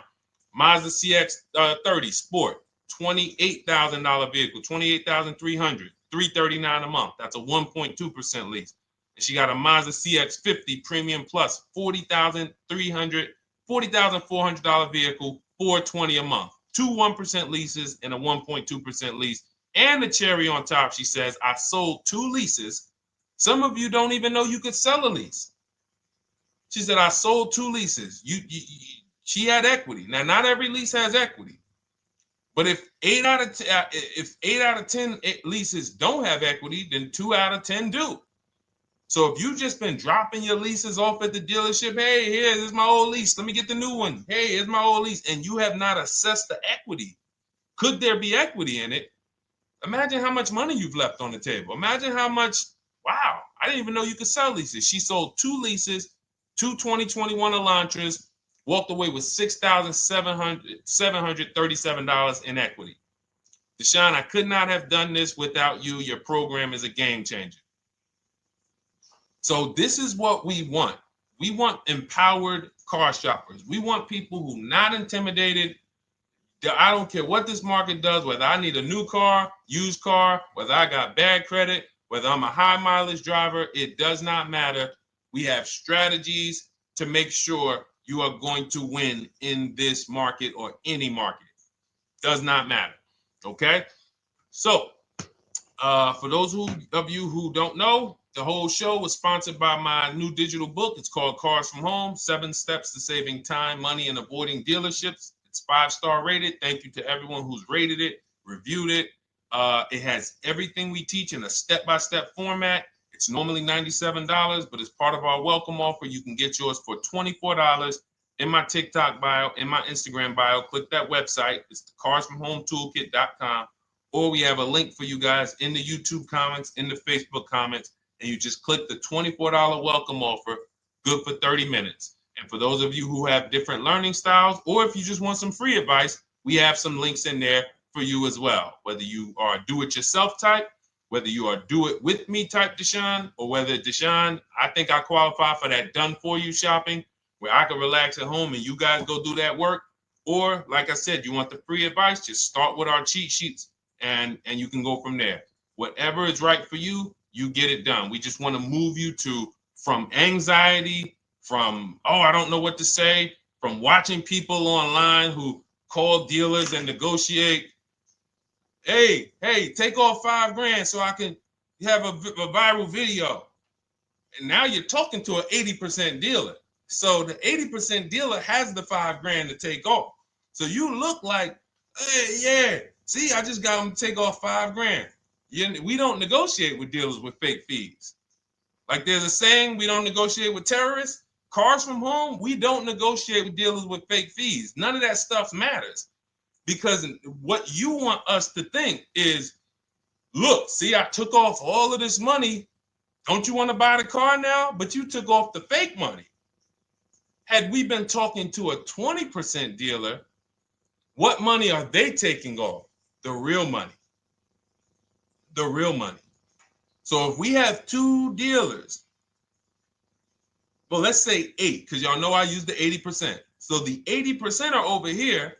The 20% are this small group over here that we got to find. Now, the 80% are starting so high that when they take off all the money, it's fake money. We marked up our cars. We got platinum kits on them. We got the Hertz service plans on them, and the Simonized kit and the low, all of that stuff. Okay, so yeah, we done took off 5,000 for you, but 4,000 of it was fake. Meanwhile, this 20%, they don't have the fake. So when they take off 4,000, it's real 4,000. And we over here talking to these people. Hey, take off all that fake money. See, guys, you can do this too. So listen, we bidding is the way to go. You cannot negotiate your way to a below market deal, but you can get bids and it will make your life easier. You'll start to enjoy your car shopping.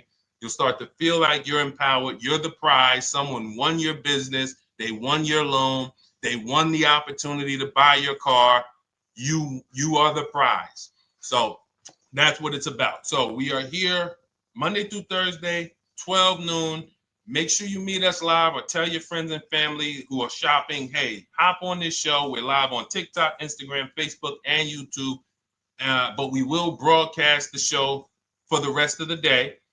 So those who want to catch up on some things that you may have missed, or if you just jumped on and you're like, whoa, man, I missed a lot. We'll rebroadcast this show for the rest of the day. But tomorrow we'll be back, which will be Tuesday, May 6th, 12 noon. Meet us here live. Thank you so much. Welcome to the new followers. Thank you to everyone who gave me gifts. Thank you to everyone who bought a book. Thank you for those of you who are in Shop with Deshone. I look forward to your success stories. Always a pleasure.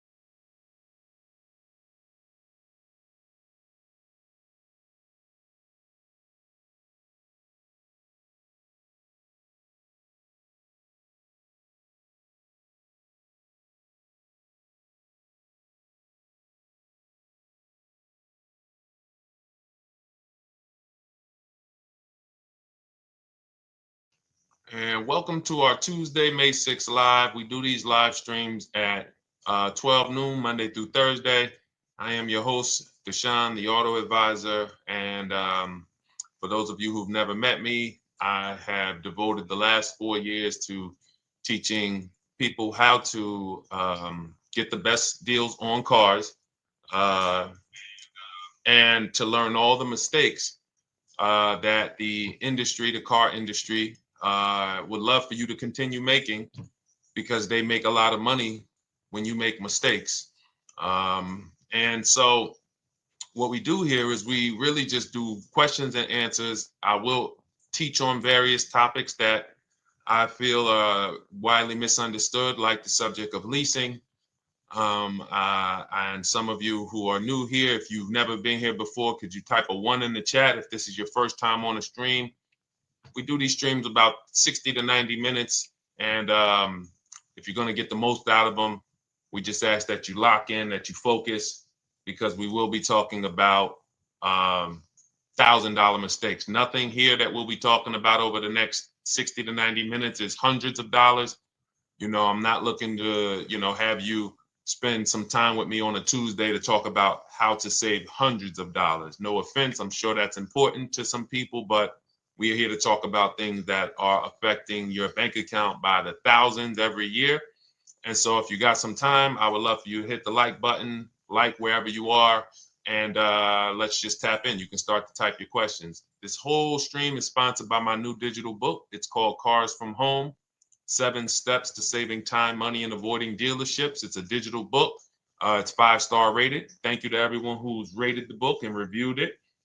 And it's normally $97, but for the next 30 minutes while you're watching, you can grab your copy for 75% off. That's our welcome offer. We always like to reward people for taking action. So you can get your copy for $24 instead of $97. And you can just head to my TikTok bio. You won't leave the show, my Instagram bio, the Facebook comments, or the YouTube comments, and use that link to get your welcome offer, and you'll have everything we teach. So as we go through this for the next 60 to 90 minutes, if you're like, whoa, Deshone, this is a lot. Wow, this is a lot. You can grab the book and make sure you have everything that I teach and everything in a step-by-step format.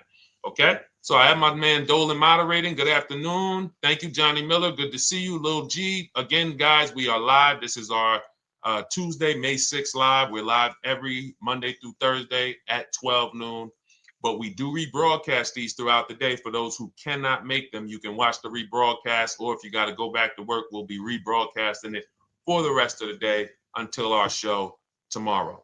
All right, so let's start with the questions. You can feel free to get into it. Okay, do you have to get the extended warranty? This is a great question. This is car specific. A Honda, Acura, Toyota, in most cases, have always had low cost of maintenance and their parts are inexpensive. When you're buying an extended warranty or you're considering it, it is a risk product. It's an insurance plan. So that means you can pay for something and not use it, just like car insurance. You don't necessarily use your insurance until you have an accident. Same thing with an extended warranty. It's an insurance policy. So what you're trying to do with any insurance is see what is the likelihood that what I'm paying for this is going to exceed the price if I did need to use it. So in the case of a vehicle, when you're trying to determine what should I get an extended warranty, there's 2 things that are important. Does this vehicle that I'm purchasing have a high likelihood of things going wrong? We know, and some of you have had cars with histories, and we know there are certain cars, they tend to have things go wrong more than others. And what I like to do is go right to Google and type in repair cost, because this is the second item that we are looking at. We're looking at average repair cost. So if you're buying a 2010, a 2015 Nissan Altima, 2018, Hyundai Sonata, you go right to Google, you type in 2018 Hyundai Sonata average repair cost. Now, if you see that those typically go on the lower side, then that can take a lower set of risk where you might say, all right, likelihood of these things going wrong on this car is slim. But if you see that the repair cost is on the mid to higher side, that's shifting more risk to if something goes wrong, the cost for you to pay for it out of pocket will probably exceed the warranty. So when I work for Mercedes-Benz, who's new here? Type a 1 in the chat if this is your first time on a stream with us. First time you've ever been here, type a 1 in the chat. First time. What's up, William? What's up, DJ Ant Nice? Good to see you. Maggie, good to see you. Enrique, good to see you. Miko, good to see you. Tetra Washington, good to see you. Jan, good to see you. Claire, Clairvoyant, good name. First time, if this is your first time, just type ones in the chat so I know. I don't want to assume anyone knows who the heck I am and what my experience is. Daniel Thompson on Facebook, great to see you. So I worked for Mercedes-Benz for 5 years, General Motors for 5 years, and I ran my own brokerage, my new car brokerage, called Cars from Home. I started it in 2016. Now, when I worked for Mercedes, when people were purchasing a Mercedes, what I would tell them is buy as much warranty as you can afford. Buy as much warranty as you can afford, because I knew that when something breaks on a Mercedes, nothing's under $1,000, and typically it's $2,000-$3,000. So a $4,000 warranty on a Mercedes Benz is usually worth every dime.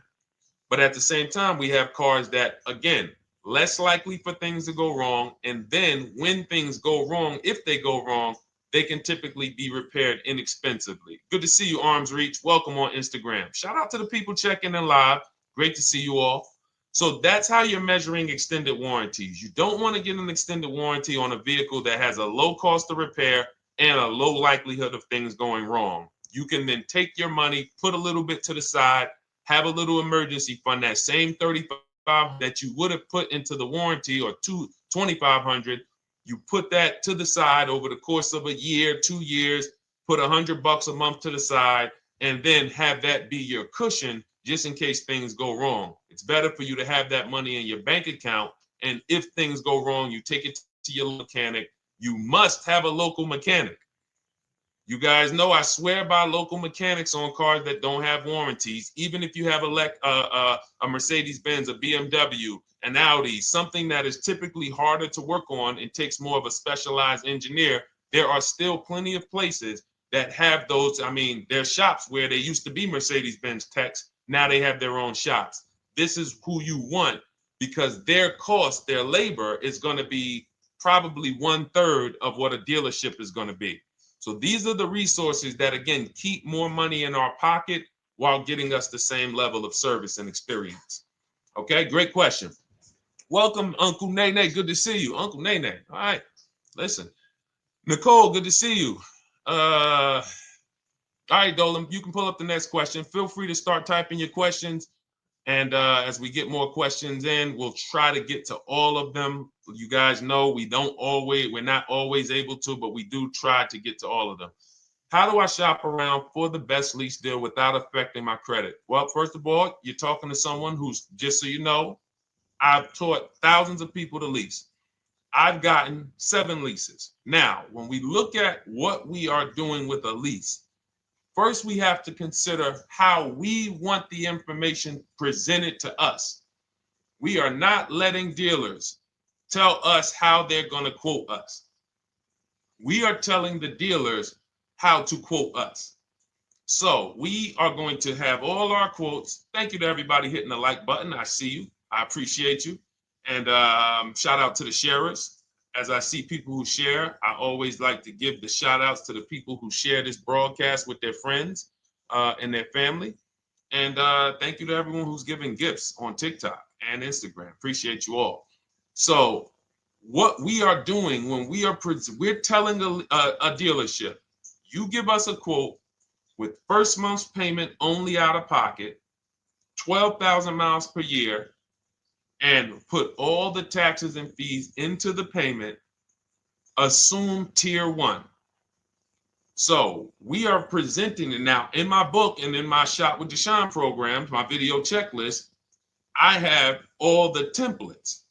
If you're going to do this yourself, you just need to remember how you're presenting this. You can call around to dealerships, because there's 2 ways to do this. Shopping from home. Cars from Home is about showing you guys, and I'm going to be showing you guys a ton of payments. And listen, I don't want you to feel bad, because some of you are going to see that you've left a lot of money on the table. Part of what I have to do here, and I've been doing it for 3-4 years now, is I have to tell you the bad news. For 3 years, I did a masterclass called Everything You're Doing Wrong Buying, Selling, and Leasing Cars. We put probably over 15,000 people through that masterclass. But those were people who were willing to hear the bad news They knew, Deshone, I got to hear the bad news to get to the good news. So as I show the difference in the prices that we get and the people who listen to me get, more than, forget about me, the people who are like you, the people who are on a live, saw a video, and then took action and learned and use our processes, the results they get compared to what you're getting. You're going to see, wow, they're saving $3, $5, $7, $10,000 more than me every single car. And so the Cars from Home system is about bidding. It's about turning your car purchase into a bid. You're no longer begging. You're no longer going into a dealership and begging one dealer to sell you a car, and then you go to another dealer and beg them, sell me this car, please take my money, please take my money. Meanwhile, you're not seeing the entire market and the people who would compete to get your business and gladly give you the service that you deserve by giving them a $30 to $50 to $100,000 transaction, which is what your car purchase is. So now so the big thing to understand right off the top is, now I need to learn this bidding. I need to learn to get multiple offers. So you can do this by phone. You want to do this by phone, you can call around, but you must give them that information in order for you to compare the deals the right way. Lynette, good to see you. Christina, good to see you. Melvin, good to see you checking in. Rudolph, I see you. Once you actually give them that information, 12,000 miles per year, first month's payment only, due at signing, taxes and fees in the payment, assume tier one. I want the tier one offer. Even if you think I not qualify. Now, if you got a credit score above 670, all your FICO scores, most of you will qualify for most tier one leases. So you want to see, what does this look like as I get my offers? Once you get your offers in this format, you can use the 1% rule as the gauge. The 1% rule is been around for more than 20 years. Everyone who leases and who's savvy, we understood if your lease payment is 1% of the MSRP or less, you stole the car. That includes taxes, that includes fees. You're still in the car. So example, we're looking at a $30,000 car, Hyundai Sonata or a Hyundai Elantra, $30,000 car. When we shop all our offers, if that lease payment is $300 per month, with only $300 due at signing. In other words, I show up, here's $300. Good to see you, GDTV. Thank you for checking in on YouTube. Once I give you that $300, that's my payment for the next 35 months. So that's a very, very low percentage of the car you're paying. It's a 1% rule. Now, in order to get a 1% lease, you need a great lease program, which means the bank has to be supporting the car, rebates, incentives, and then you need the biggest discount, the dealer who's going to give you the biggest discount. Now, one of those we can control. One of them we can't. Which one can't we control? And for those of you who are new here, we don't play around here. But my people who are moving, and again, I'll show you, like a lot of people, we got a lot of people who've been following us, using our processes. They're locked in. They're not casually on a live here. We're not casually here talking. They are locked in. Like, boom, okay, I hear you. They're answering, they're typing, they're not, vacuuming in the kitchen and trying to hear. You can't do. We're talking about your second most expensive purchase of your life. It's going to be, you got to lock in. You got to challenge yourself to block out the distractions while we're on this stream, because this is your money. And if you don't take your money seriously, the car salesman will take your money seriously. Oh, I like that. Praise the Lord. God is good. You don't take your money seriously, the car salesman will take your money seriously. Man. So, all right, now somebody remind me the question I asked. I got so happy about that little catchphrase that I forgot who we were. So I know we were discussing, okay, we're talking about the 1% rule. So now, one of the things we can't control is the bank. We don't know what the lease payment, what the lease program is on a car. So when we shop cars, we are going to now look at multiple offers, and here's what you're going to see. Now, I'm going to show you an example of how we know or how we expose where the dealers are concerning pricing.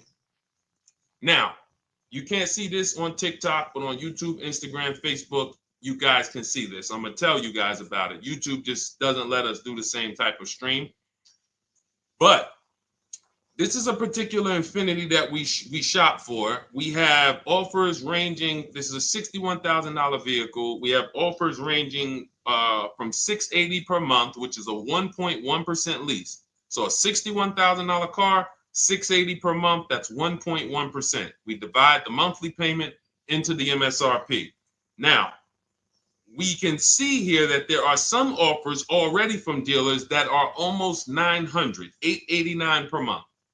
$889 per month, $873 per month.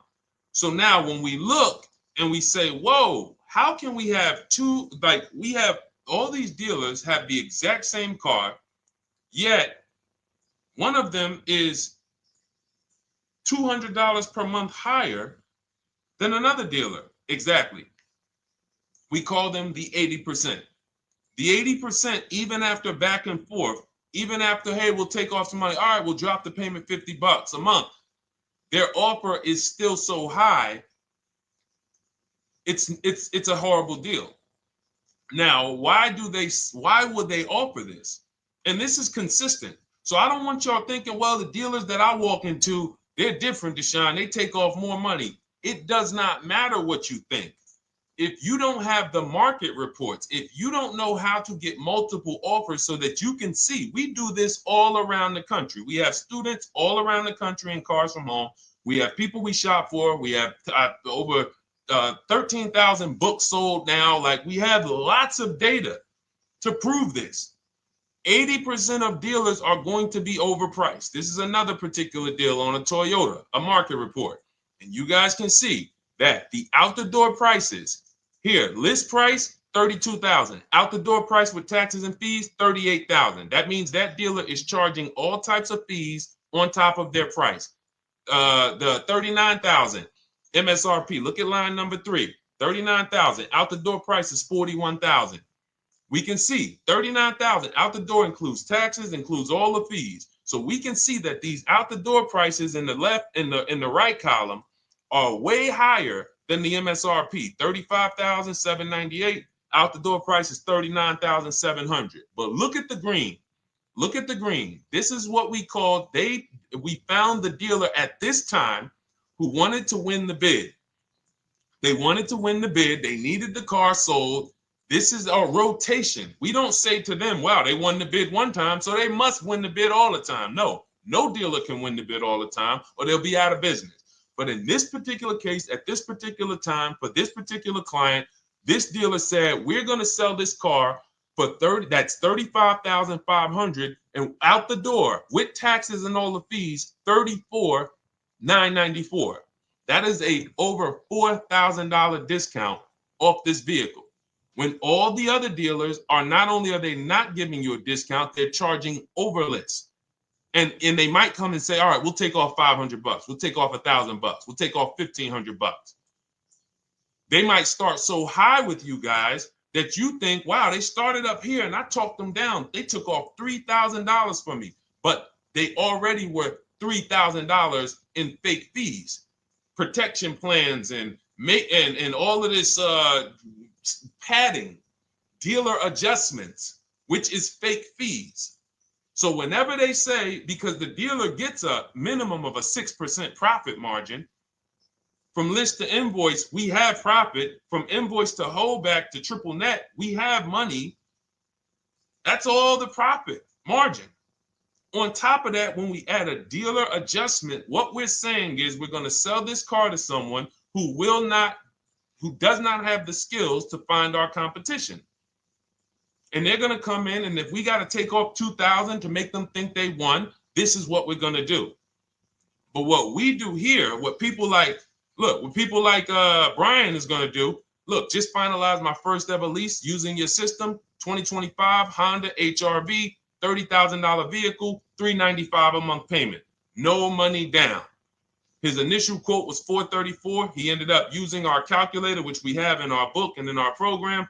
If we put all our offers into that calculator, it tells us what to counter. He gets that offer for $395. That's his deal. We look at somebody like Wendell. Look, thank you. It's the least I can say for your book, Cars from Home. We're still in the middle of the process. Just sold our car today, like 10 minutes ago, for 30% above value. Why? Because he got bids. Look, using the insights from your book. I've read the book multiple times and told many people about it because it's that good. It's so intuitive and insightful. We'll be moving to the next step soon, and I'll write again. So now you heard him say we're moving to the next step soon. Step 2 in my book is the equity assessment. That's when we get bids for the car we have.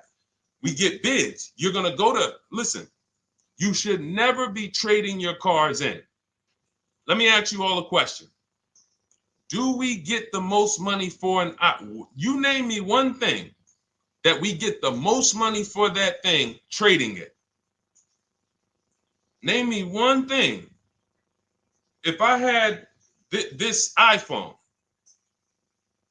do I get more money trading that iPhone in for another phone, or do I get more money listing it online and selling it to whoever will pay the most?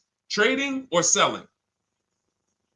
Let's go. Who's locked in? Tax advantages are very small. I understand you, Ronald, but the tax advantages, we have people that are selling their cars to cash buyers for $3 to $5 grand more than what they can get on trade.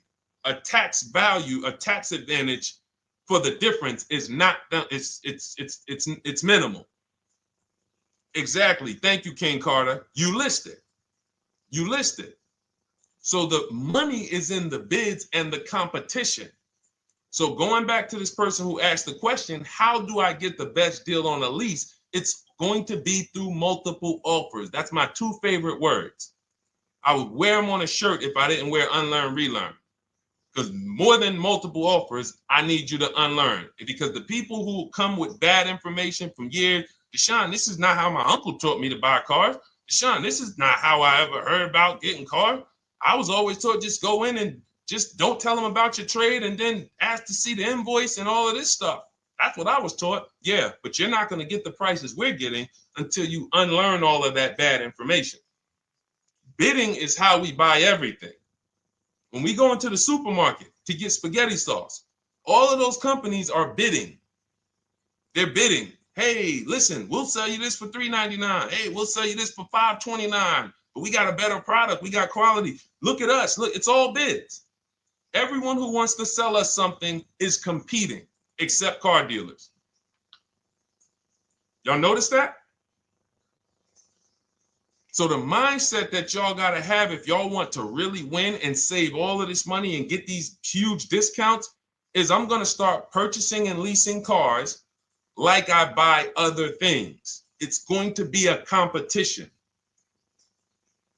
And I promise you, your whole life is going to change. Your entire car buying experience will change forever. You will be sitting here just like my man Ken, graduated, $585 a month payment, no money down on his Nissan Murano Platinum, $50,000 vehicle. He's paying $585, no money down. $50,000 vehicle. How much would a $50,000 vehicle cost us on a loan if he purchased it? How much would a $50,000? Some of you know every $5,000 is how much per month. Let me see who's locked in. Who's locked in? Every $5,000 is how much per month on a loan. I see you, Daniel Thompson. Check in. Good to see you, Dane. Thank you for breaking it down with complete truth. Keeping eyes wide open to know what to exactly expect. There you go, Dane. Welcome. Glad to have you here. We do not play around when it comes to this. All I want you doing is winning with cars, in love with your deals every time you get a car. All right, nobody knows the 5,000. How much is every $5,000 on a car payment? Come on, y'all. These are principles we've been teaching. Thank you, Daniel. $100. Thank you. $100. So we always want to default to a 5-year loan. I'm going to tell you why. when you default to a 5-year loan, you're in a safe position. Now, defaulting to a 5-year loan means when I look at a $20,000 car, I'm thinking $400 per month. 5-year loan, every $5,000 is $100 per month.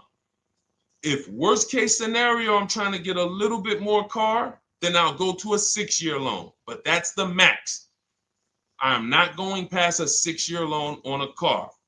That's like going to a 40-year mortgage on a house. They're available. It's not a good idea. So when we look at these, you say to yourself, wow, a $50,000 car, that should cost him, if he did no, remember, this is a no money down deal. We're just looking at how much money we're putting in these cars. That car would cost him about $1,000 a month if he purchased it, 5-year loan, no money down. Which is why when people purchase their cars, what do they typically do? Come up with a ton of money, 10 grand, 15 grand, 20 grand, because they're going to pay into that car to try to lower that payment, because that payment. But some of us who don't have the down payment, we're financing most or all of the car. But here's the thing. I don't want you to feel bad if you're one of those people who like Deshone. I really don't be having those down payments of 10 grand, 15 grand, but I want to drive something quality. Exactly, I hear you. Here's the bad part about the people who are putting 15 grand down on their cars, but they're breaking the 8-year rule. This is what we call in Cars from Home and everything I teach. The most important question is how many years are you going to keep this next car? If it's not 8, then we don't purchase those cars, because here's what happens with people who go into their bank account, slap $15,000 down in a car, and don't keep the cars 8 years. And if anybody's willing to be honest, they will confirm this right here on the stream. When they go to replace that car in 3 years or 4 years, they literally have a little bit of equity. Maybe they're just breaking even. They're not getting that 15 grand back. It's gone. It's gone. Anyone who puts 10 grand down on a car and then comes back in 3 years, 4 years, all right, I had the car 4 years, 5, listen, I'm going to switch this thing up. They still have a payment. They are barely breaking even. Meanwhile, their payment was 400 or 500, almost double what it would have been if they leased a car, got a below market lease, and they drove a car, no warranty after 3 years. They're driving an inferior product. So if it sounds like I'm here to destroy people from purchasing who are not keeping their cars long term, that is the goal. Because as long as you are buying cars that you're not keeping 8 years, and you buy them, you turn around and you replace them, you are going to continue to spend way more money than people getting below market leases like Ken and like a lot of other people I'm going to show you on the stream. Lots of other people. Look, dealer American Senior Benefits Plan. He's enrolled with us under his company name. Dealer MSRP on this car was $36,300. 2025 Kia Sport X line. MSR boom 561. Monthly payment is $400. Use the system back and forth. Got $400 a month on a 2025 $36,000 car. Once we put our taxes and fees in that would be a $700+ payment. $700 payment. He's paying $400. And y'all wonder why people are losing cars.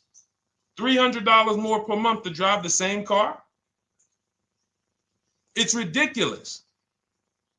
Imagine somebody like you, when you learn, now you're pulling up. I'm going to tell y'all one more story, and then we'll go into some more questions, because you might not remember what I'm saying. So those of you who have the book, you got this for the rest of your life. But you will remember, hopefully, a story. I'll tell you about my neighbor. So my neighbor finds out that I'm into this car business and that I educate. And he said, hey, Deshone, I was watching some of your videos, and I come across this 8-year rule that you teach. And his wife had actually had a Kia Telluride. Popular vehicles, probably been one of the most popular SUVs, that the Palisade, since 2007, 2019. Super popular vehicles. People were charging $5,000 over sticker for them during the pandemic. People were paying it. We were getting them at discounts.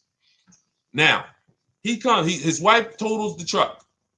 She has an accident, totals the truck. She's fine. Truck is totaled. He was financing it. He said, Deshone, I see this 8-year rule thing, man, and I don't keep my cars 8 years.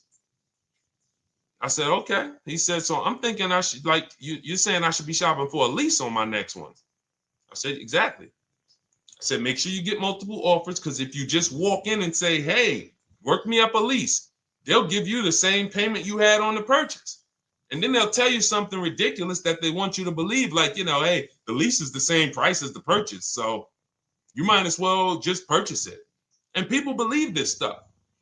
Now, I said, you get multiple offers, stay at home. He calls me, he says, Deshone, I got the new version of the Telluride, new. I'm paying $479 a month. He's $497, and then he said, I think he put down like $1,000, bring it down to $479. $497. He was just paying $800. Do you think anyone can tell him anything about leasing? He's pulling up in the same exact truck. In fact, the newer version. He knows he wasn't going to keep the car long term anyway. He's not going to pay it off and then keep the car and have a paid off Kia Telluride for 10 years. That's not what he does. He keeps them 3 years, 5 years, 7 years, and then he replaces them. So why is he paying $800 a month for years, no warranty, when he could be driving brand new ones for $497 a month, problem free? But as I said, some people are determined to pay more. But the people who, once you get this leasing thing, if you're not keeping your cars, it will change your life. Now, again, I got a car I'm purchasing, we're keeping it. Anything you are buying, keeping 8 years, forget about leasing. It shouldn't be a thing. Who keeps their cars more than 8 years? Let us know. You're an 8+ year person, let us know. In fact, I don't even want to ask, who has a car right now that they've had more than 8 years?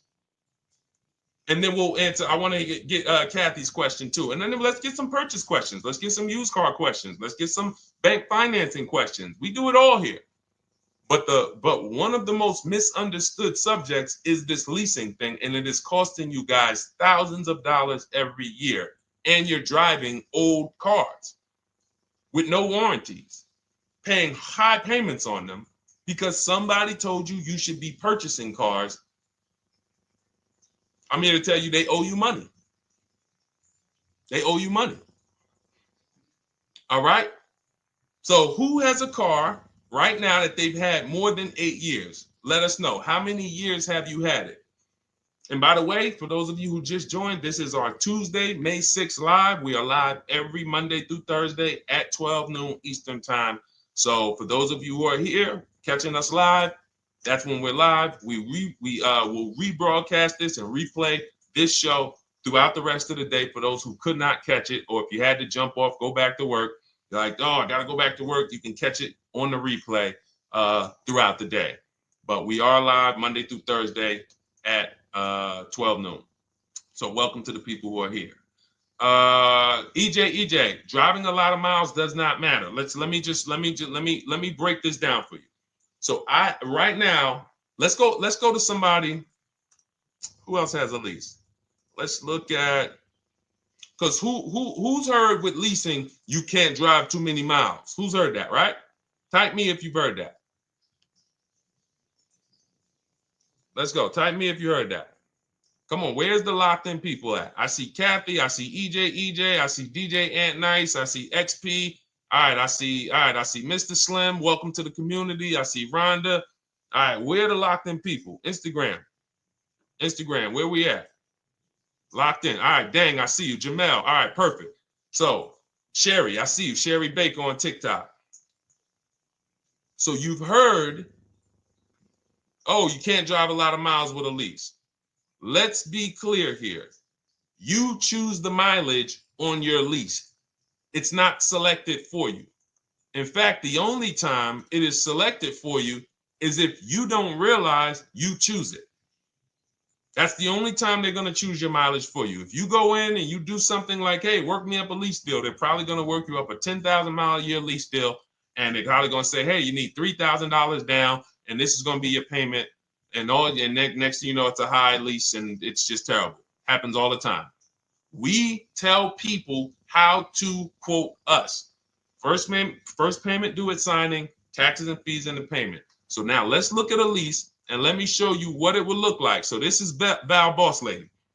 She's in our Shop with Deshone program. Everything that you guys know that we're talking about here, if you're like, hey, I really, really want to go deeper, I want the step-by-step, the blueprint, that's my digital book, Cars from Home, 7 Steps to Saving Time, Money, and Avoiding Dealerships. Normally $97. You get a welcome offer. It's 30 minutes because I want to see you win, and you get 75% off for 30 minutes. If you go to my TikTok bio, Instagram bio, YouTube comments, Facebook comments, click those links, and then click that one that says $24 welcome offer. 30 minutes only, reward for taking action. You have everything we teach, the low market leases, the low market purchases, used cars, bank bidding war, making banks and credit unions bid, all of that, $24. You can, somebody emailed me yesterday, said, I'm $15,000 up with what I've learned from you already. And so if you can get it for $24, you can save tons of money for the rest of your life on a $24 investment. In this case, Val's in she's more of a wants to do it with me type. Videos, checklist, she doesn't want to read.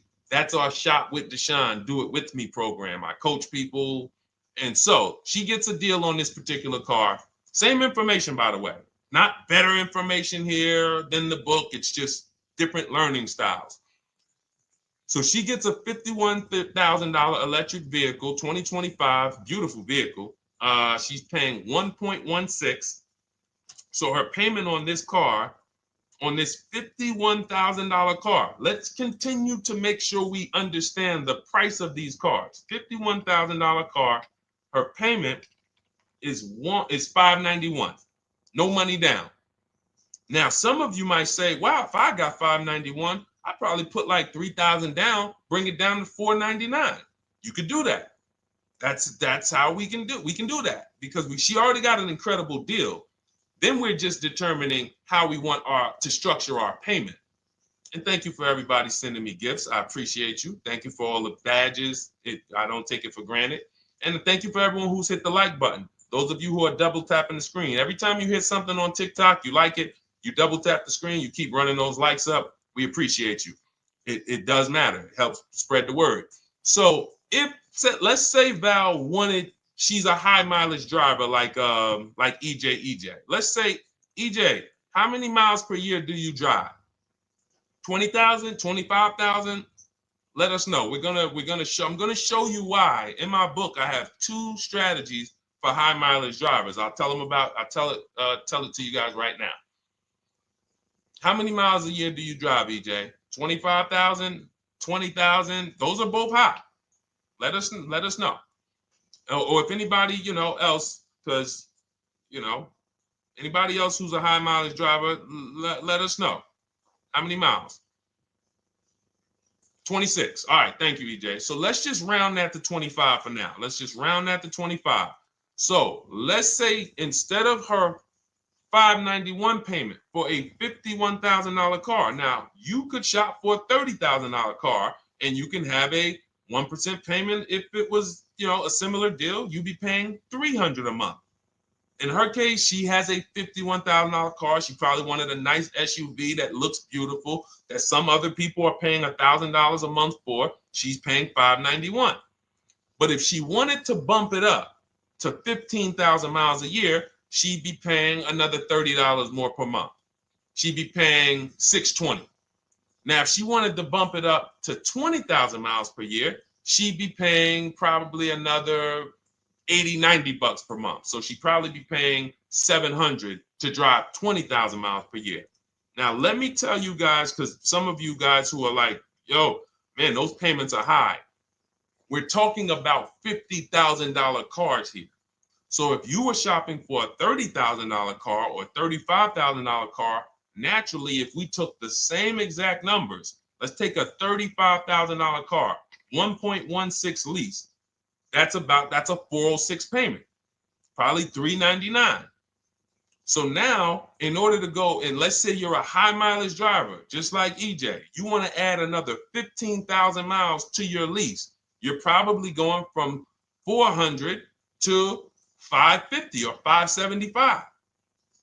But you have all the mileage you need.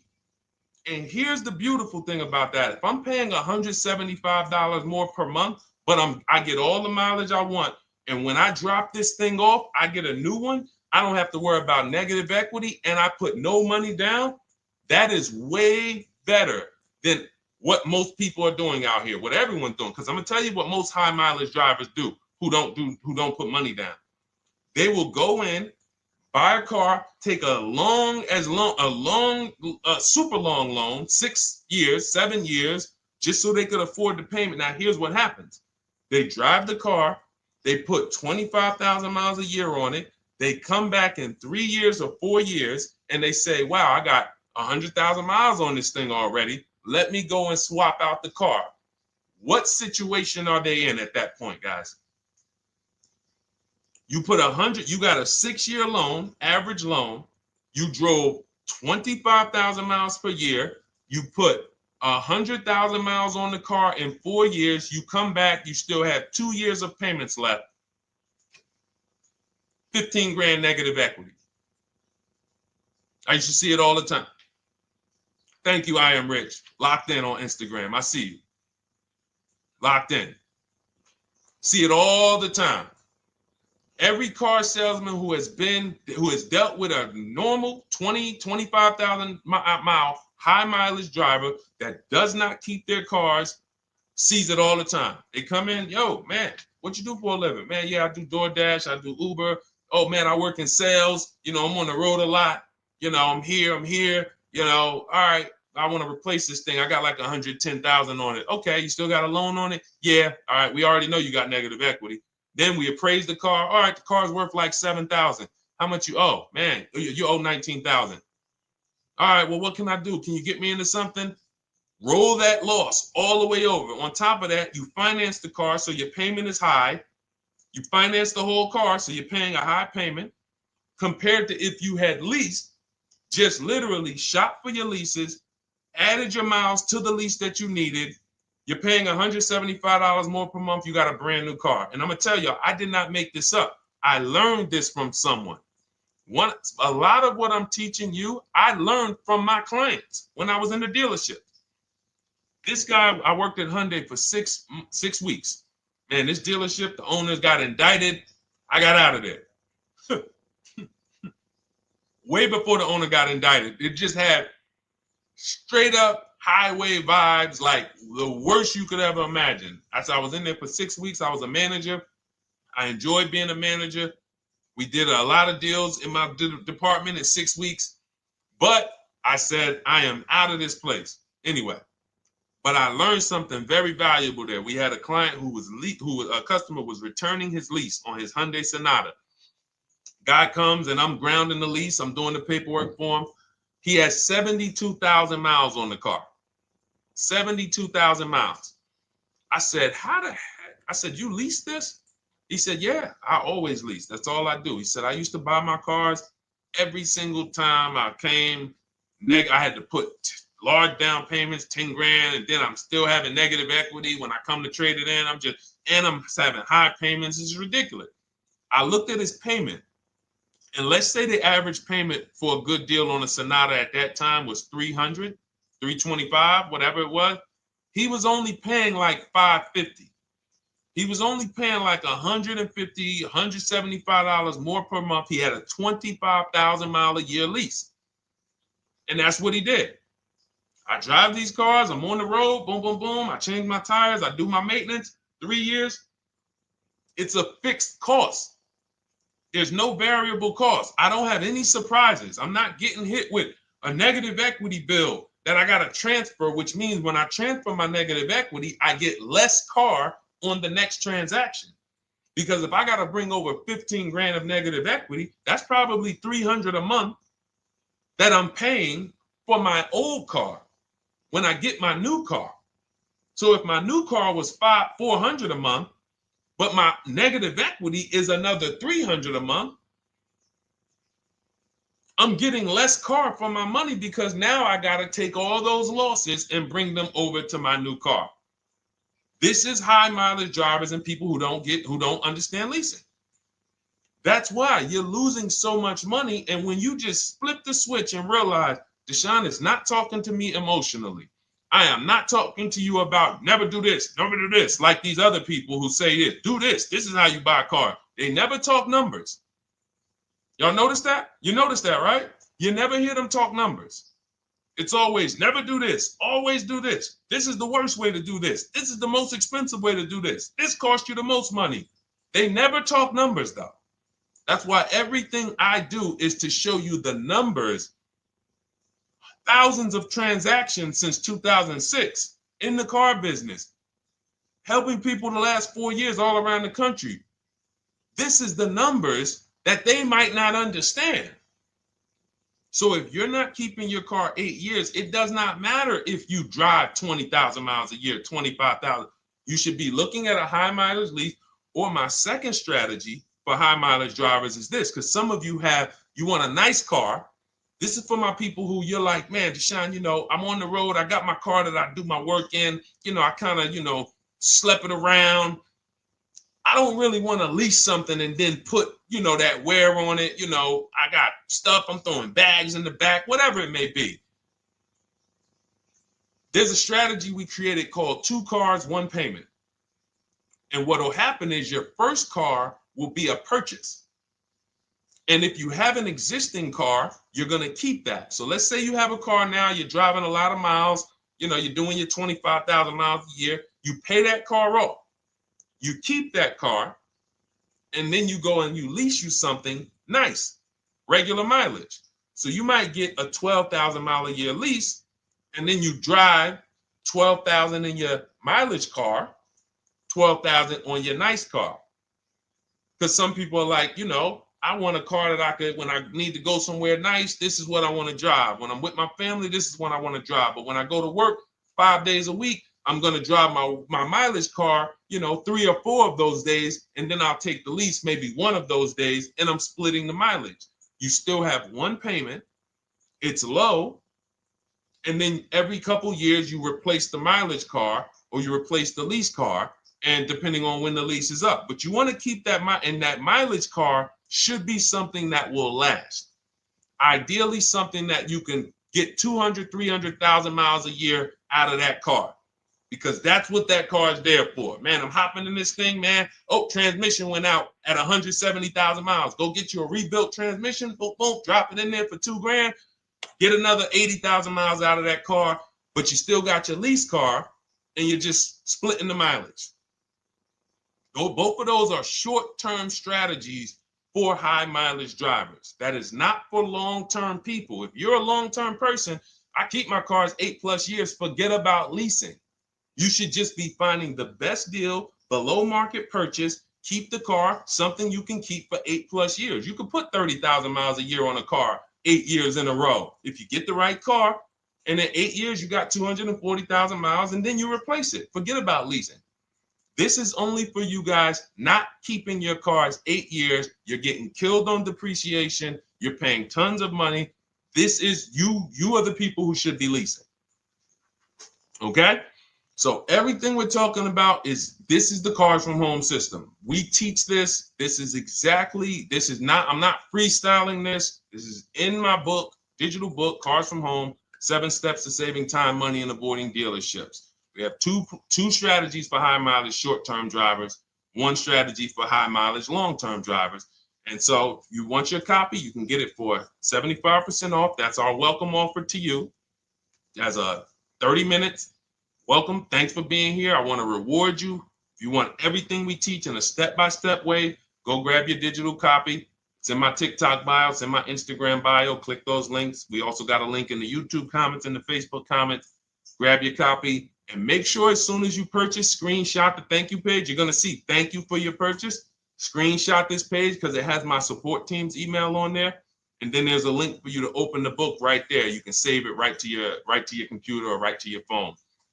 Okay, but and we also have a special for those of you who are like Deshone. What about that, video checklist and coaching program?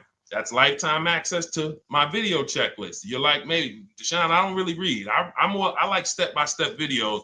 And also, I want to be in your Facebook group. We have 1,600 people before you that are in that group. 2,300 people that are shopping with us that have a lifetime access to our video checklist. We have a $200 special for that welcome offer. And so I'm always about rewarding people for taking action with a special offer. It's limited time though. And so get in where you fit in. All right, let's keep it going. Thank you, Corey. Said amazing knowledge. Thank you. And I'm glad I saw somebody said that's a great idea with the 2 cars. Thank you. It's a great idea. All right. You've convinced me to lease my next vehicle. Awesome. Awesome. Does your service shop for lease terms on the car? Absolutely. If you qualify for done for you, that means you just want to relax. That means we only shop for new cars and leases for people, new purchases and leases. And you have to have a FICO score over 670. But yes, here is a market report that we prepared for a client. Let me put on do not disturb. Here's a market report we prepared for a client. Okay, so I showed you that that's an affinity. We didn't even finish that. We had just started for this client. But this is, do I have one here? No. Do I have a lease market report here? Yeah, right here. So that's an example of what a Kia, this is a particular Kia lease where their best offer was a 1.27 offer. Now, here's how you know you found the bottom of the market.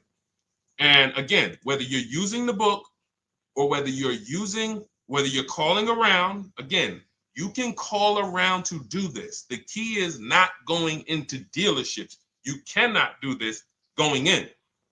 Once you get your offers, you know you found the bottom when your best offer is between $150 to $200 less per month than your worst offer. And if you're purchasing, you should see a spread of between $3,000 and $5,000 minimum between your best offer and your worst offer. That's when you know you've shopped correctly.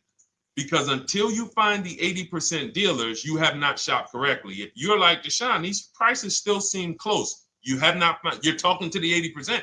You haven't found the 20% yet. Because the 20% is going to be that $3,000 to $5,000 less than the 80%. That is just the numbers. That's the way it works. So yes, so when some cars you're going to see that the lease program won't allow for a 1.1% lease. The best offer, like, we've shopped Hyundai Palisades for years. And I got my dad one back in November. And his best offer is like around 1.3, 1.28. That's the best I've ever seen on a Palisade. I've never seen a 1.1 on a Palisade. I've had people in our Charles. Some of you know I posted pictures of him when he got his Palisade last year. We clear out the old pictures because we got a bunch of new people with 2025. So we're not going to sit here and talk about 2024s anymore. We got Ken, we got Melissa, we got Sheree, we got a bunch of new people, just Ralph. We're not going to, but I do remember posting Charles who got his Palisade and he's like, he shopped, used the system, got his multiple offers. Best deal was 1.3. So that's where it comes in at because of the lease program. That dealer is already taken off to win the bid, probably taking off $5-6 grand. But if they don't have more rebates and more incentives and a better, then it's not going to lead to a 1% lease. So the 1% leases come from major incentives. Maybe sometimes they have too many of the vehicles. They want to move them. Lots of bank support. But what I tell you is you should be looking for between 1.25 and 1.5. That's how you should budget for a lease, between 1.25 and 1.5. That's a great deal. And if it has a really aggressive lease program, once you get your bids, you're going to see it fall under the 1.25. You see it fall into 1.1, 1.2. but we don't know what the lease program will be until after we shop for that vehicle. Okay? So yes, absolutely. It's an empowering way to shop. It's also fun because you can see, man, I'm not begging anymore. Like these people are like, please do business with me. Please do business with me. And then you start to feel bad for everybody who's still in those dealerships doing it the old way because they're talking to the 80%. There's no way they can win. They don't even know there is an 80% to realize that's who they're talking to. So when the dealer says, all right, I'll take off $4,000, they're like, wow, I won. Man, the dealer took off $4,000. But if they saw the whole market, they would understand that that dealer actually is overpriced by $7,000, $10,000. So taking off the $4,000 means nothing. It's just sad. It's a sad thing. And that's why I spend my time trying to convert you guys from negotiating one-to-one to getting multiple offers so that you can see for yourself. All right. Thank you, Julie, name Richardson. Thank you for sharing. XP got the number 2 gifted badge. Forgive me because I don't really know what that means, but I just know that's what it's saying. So I appreciate it. Thank you, Corey22. Sherry Baker, thank you so much. Number 1 gifted badge. All right, let's go to some more questions. We got some more questions. Dolan, I'm sure you got a lot of them. And what I'm going to do for the rest of the broadcast is just try to do rapid fire questions and answers. Okay. And if you guys want me to go deeper on any particular subject, then just feel free to say, hey, could you go deeper on that? How do you get a car loan with bad credit? Well, we have a resource. It's not our company. We have nothing to do with them. But we always try to stay up to speed on who's financing people with bad credit, because the goal is you don't want a dealer controlling your financing. Somebody just came up to me. He's a neighbor. He's like, aren't you in the car business? I said, well, yes and no. He's like, well, listen, I got a connected Acura. Anybody you send me, they get anybody approved, I'll give you $1,000. I said, okay, cool. Thanks for the information. For them to give me $1,000 just for sending the customer, and he's also a middleman, he's not a salesman, how much money are they making on the customers? If they're going to give me $1,000 just for sending someone with bad credit to them, how much are they making on the deal? Arms Reach, congratulations. Just got my book. You use it when, please send me your email testimonial. Well, as you use it, just as you do your equity assessment, everything, email me. Congratulations. How much are they making? We can imagine, right? If they're giving me $1,000 just for bringing them the customer. So this is what happens when you let the dealership control the loan. Because why do we separate? All right, I'm going to break something down I call the 3 pillars of great car deals. Three pillars. You can't get a great car deal without maximizing each pillar. And some of y'all that have been with us for 3 years, y'all already know the 3 pillars. First, who you buy your car from. Second, who you get your loan from. Third, who you sell your old car to. That's 3 separate transactions. The car business has trained you guys to give them all 3. All 3. The car business has trained you guys to give them 3 transactions. Anytime you purchase the car, who's done this? Be honest.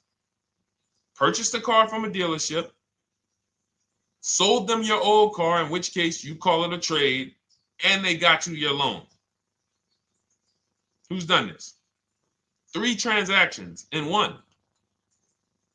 Why do we know these are 3 transactions? 1, there's competition. People want to buy your car. It's okay, Corey. That's that. Thank you for being honest. That's how we change. The reason why we know that these are 3 transactions, because there's people who want to compete in every one of them. There are people who want to buy your car. That's why step 2 in our book, we never trade. We get offers from CarMax, Driveway, Carvana, AutoNation, Car Gurus, Kelly's Blue Book Instant Cash Offer. It's a bid. We just had someone sell their lease. Miss Hickman, she sold her lease, made $4,700 selling her lease. CarMax won the bid.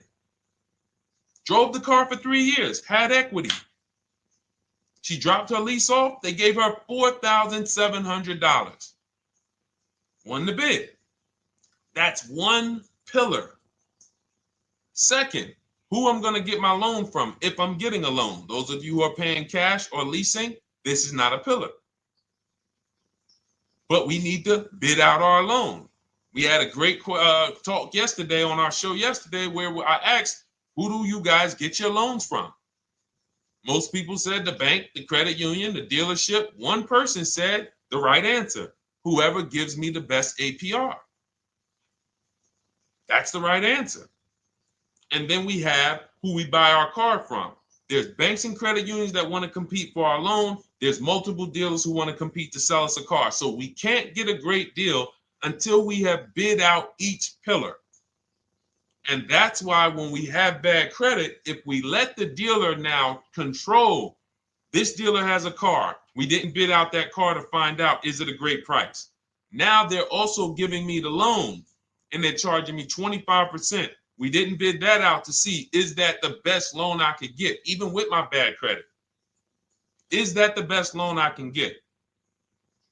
So the key, what you want to do first, if you have bad credit, is I'm online looking for anyone who will finance me with bad credit separate from the dealer. I'm not going to Carvana.com and saying, hey, you can get a car with us you can get a loan with us as long as you buy a car from us. You're mixing the transactions. You're taking away my ability to get bids. I'm finding someone you should check out. There's a resource. Oh my goodness, what's the name of the company? It's in my book, but I want to give it to you. Goodness, it's slipping my mind right now. Send me an email or a DM, because here's the thing. If you use just that part and get the loan funded, but you don't know how to bid out everything else and structure your transactions, and are you keeping the car 8 years? Because if you're not keeping the car 8 years and you're like, Deshone, I hear you talking about leasing. I'm not keeping my car 8 years, but my credit's not good. The only purpose, if you telling me that I could be driving brand new cars for cents on the dollar, but I don't qualify right now, this car that I'm going to get is to set me up. So I'm not going to get a $30,000 car. I'm going to get me a $12,000 car, $10,000 car, the cheapest car I can get a loan on, so I can establish a payment history. And once I establish a 2-year payment history, yeah, I'm going to drive a car less than what I could drive. I got the money. I could afford more than this. But you're not setting yourself up for the right transaction. You should be setting yourself up and saying, all right, I'm going to sacrifice with this car, drive something that I know this is not my ideal car, but I'm going to build 2 years of payment history. So when I go and I swap into my lease in 2 years, I'm out with a brand new car. I'm paying cents on the dollar, and I won. But it was a plan. It was a long-term plan. This is the second most expensive purchase of your life. You can win every single time, or you can lose and set yourself and your family back 5 to 10 grand each car or more. Every time you get a car, it's 5 to 10 grand more you're coming out of your family's bank account than what could have. Then you got the car breaking down. Now you got tow trucks, all because you don't have an actual plan you're rolling out. And that's what I see a lot of people do with bad credit. Oh man, I got bad credit. I'm just going to go and get me something. I could afford $600 a month. And they go and buy the most expensive car. But because 25% interest is on the loan, they're not getting the most car for their money. Now, 3 years down the road, they're going to pay the high payment, still have negative equity because the interest is so high. And then they go and swap and do it again. And because the payment's so high and the car is older, because they want something fancy, but they really can't get that because, again, the interest is high. That's eating into their budget. Now, they're going 3 years down the road. They missed 3 payments. They were late 3 times, so they're no closer to leasing. Credit's still bad. This is disaster. So if you're a long-term person, I break it down for you guys into two groups of people: long-term, short-term. Long-term high mileage driver, short-term high mileage driver, different plan. Long-term bad credit person, short-term bad credit person, different plan.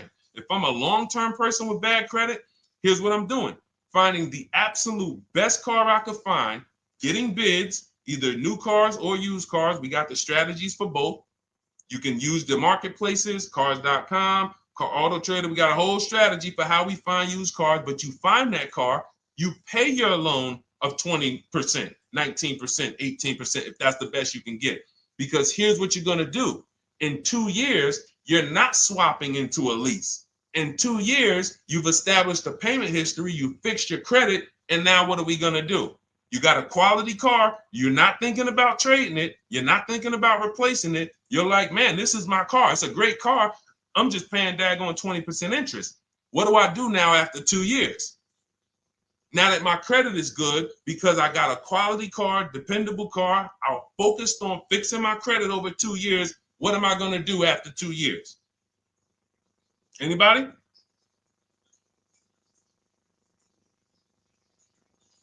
Thank you, Arms Reach. Refinancing the car. Exactly. Exactly. So that's the bad credit long-term strategy. Great car, dependable car, car's not going to break. This car is going to last me 10 years. Right now, when I bought it, 20% interest rate.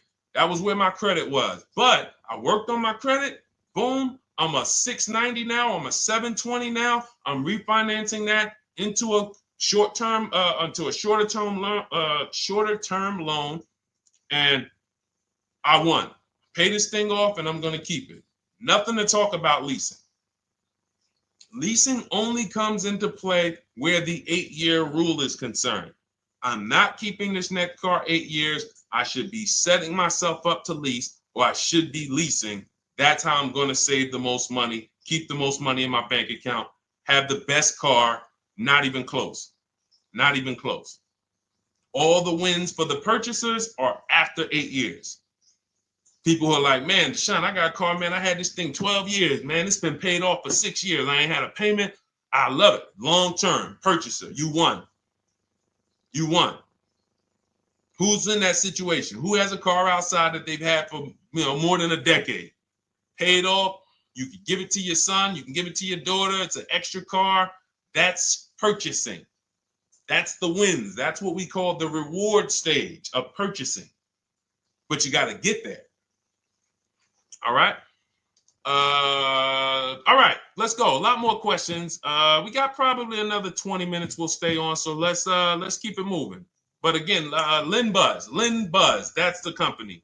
Lend, Lendbuzz. They started, I started seeing them about 18 months, 2 years ago, and they were loaning to people with, international students, people who didn't have credit.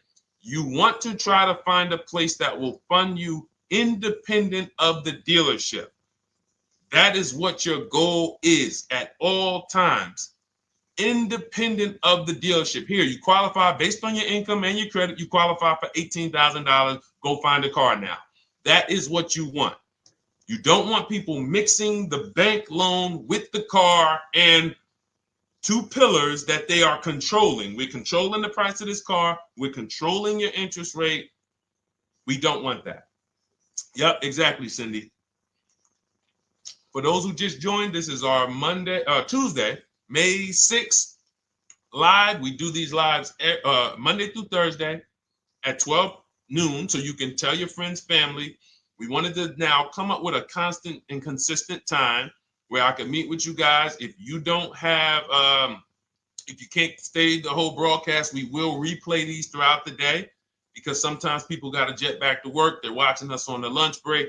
You can catch up on the whole rest of the show throughout the day, all the way up until tomorrow, and then over the weekend, we'll play a whole compilation of all the shows for people who really want to dig in and hear all the questions that we answered throughout the week on, Monday through Thursday. But if you want to join us live, set your calendar, set an alarm, meet us on any channel. We're on TikTok, Instagram, Facebook, and YouTube on the Deshone the Auto Advisor channels, 12 noon, Monday through Thursday. All right. Let's go. Next question, Dolan. All right. What are your thoughts on purchasing used versus new? It's a great question, Kathy. For me, it's a matter of budget and values. It's only a matter of values if you can afford both. So if you can get everything you want in a new car for your budget, everything you want, everything that you need, and you can afford it in a new car, you have the option to choose both.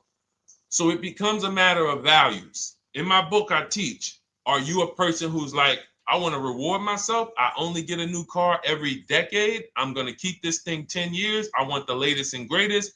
Therefore, I'm going to shop and get the best offer, get me a below market purchase. Because y'all notice I always put in a caveat of a below market purchase, below market lease. That's all we're talking about here with Cars from Home. That's all we're talking about. You need to, every purchase you make or lease you get, you want it to be a below market lease or purchase. So now, if I could afford both, is it I'm going to reward myself with a new vehicle, or do I have these other values where I actually want to knock 20 to 30 to 40% off the price to get even more for my money? So that's really up to you if you can afford both. There's no right or wrong there.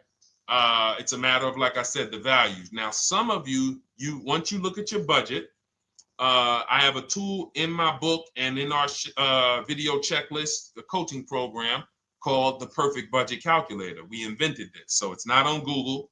You'll hear a lot of the stuff, almost nothing we teach. You're like, if you ever go to look for it, the 8-year rule. No one talks about it. We created it. This is our intellectual property that we created to teach you guys to create these boundaries, the rule of 72 and the 10th birthday, 1.5% rule for overpaying for leases. These are all things that are absolutely proprietary to Cars from Home. But one of them is this Perfect Budget Calculator. Sometimes when we're factoring budgets with most calculators, they don't include fees that we know dealers have. And I'm talking about legitimate fees, tax, documentation fee, motor vehicles. So we're putting our budgets together, but we always get caught out there. Who's had that happen? You got it all figured out. You get to the dealership, you bought the car, and they're like, well, what are you going to do with the fees? Because you got $3,000 in taxes and fees. And you're like, whoa, where'd that come from? Sometimes they're lying and sometimes it's legit. But none of these calculators factor in the fees and everything like that. So we created this Perfect Budget Calculator that does. But here's the thing. Once you find out what your budget is, even if you're budgeting with a normal calculator, just add a couple thousand to account for the taxes and the fees. But you might see, I can't get everything I want in a new car for this budget. Everything I need, I can't get for this $24,000, in which case I need to go and look for a pre-owned one. So that's why I said, in reference to your question, Kathy, what are my thoughts on purchasing used versus new? It's a matter of values and budget. Budget first, because budget will determine if you can afford both and get what you want. But if you can afford both and get what you want, then it's a matter of values. Okay? So again, everything we're going over is in my new digital book. It's called Cars from Home, 7 Steps to Saving Time, Money, and Avoiding Dealerships. It's 5-star rated. Thank you to everybody who has taken the time to rate it and review it on Goodreads.com. It means a lot. And we can't continue to get this information out without you guys. So we appreciate you. And you can get your copy instead of $97, you can get your copy for $24 as part of our welcome offer. So that's 75% off. If you go to my link in my TikTok bio, Instagram bio, the YouTube comments, and the Facebook comments, we have a link there for you guys. And you can grab it. It's a digital book, so you don't even have to wait. It'll be in your inbox by the time you jump off the stream. But make sure when you get it, you screenshot that thank you page, because it has my support team's email. Sometimes you may be rushing, you're trying to get back to the stream and you type your email in wrong. Also, as soon as you purchase, the link to open the book is right there. So it'll say open the book below. You can save it to your computer. but I would rather you get it for $24 than $97. Although we've sold a lot at $97 because people feel it's worth every dime. You're going to save thousands and thousands of dollars for the rest of your life using what's in the book. Your first transaction, you probably save $4,000 to $6,000 to $8,000 depending on the car. So $97 is great, but $24 is even better. All right. And for those of you who have a different learning style, you'll see in there, shop with Deshone. You're more of a do it with you person. Do it with me, Deshone. Okay. We have lifetime access to shop with Deshone, and I coach you personally for 6 months. So we jump on Zoom calls twice a month. And some of you who may qualify for done for you, just do it for me. If you qualify for that, we have a welcome special for that too of $300 off. So get in where you fit. And those of you who are new or you're like, Deshone, I like what you're talking about, but I still don't trust you. You can start with our free cheat sheets. So just start somewhere so that you can start to reinvent how you're car shopping. Magley, how are you? Oh man, of course I remember you. Following for years. You actually were following me from the time God blew me up on TikTok. That was 2021. So I absolutely remember you and I appreciate you. And yes, it's so good to see you. Absolutely. Absolutely good to see you. All right, Dolan, we got a couple more questions. We got time for a couple more. Let's try to go as fast as possible. The discount for the book is not working. It says time ran out. It's 30 minutes. I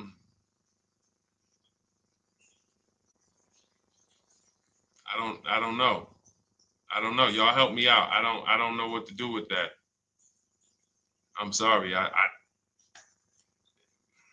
If the welcome offer for $24 was not really 30 minutes, then that means I'm just lying to you.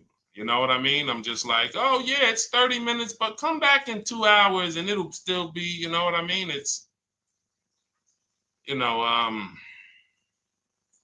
start with the cheat sheets. You know what I'm saying? Like start with the cheat sheets. Get yourself your free cheat sheets, start there. And when you feel better about working with us in some capacity, you go to the next step. Start with the free cheat sheets.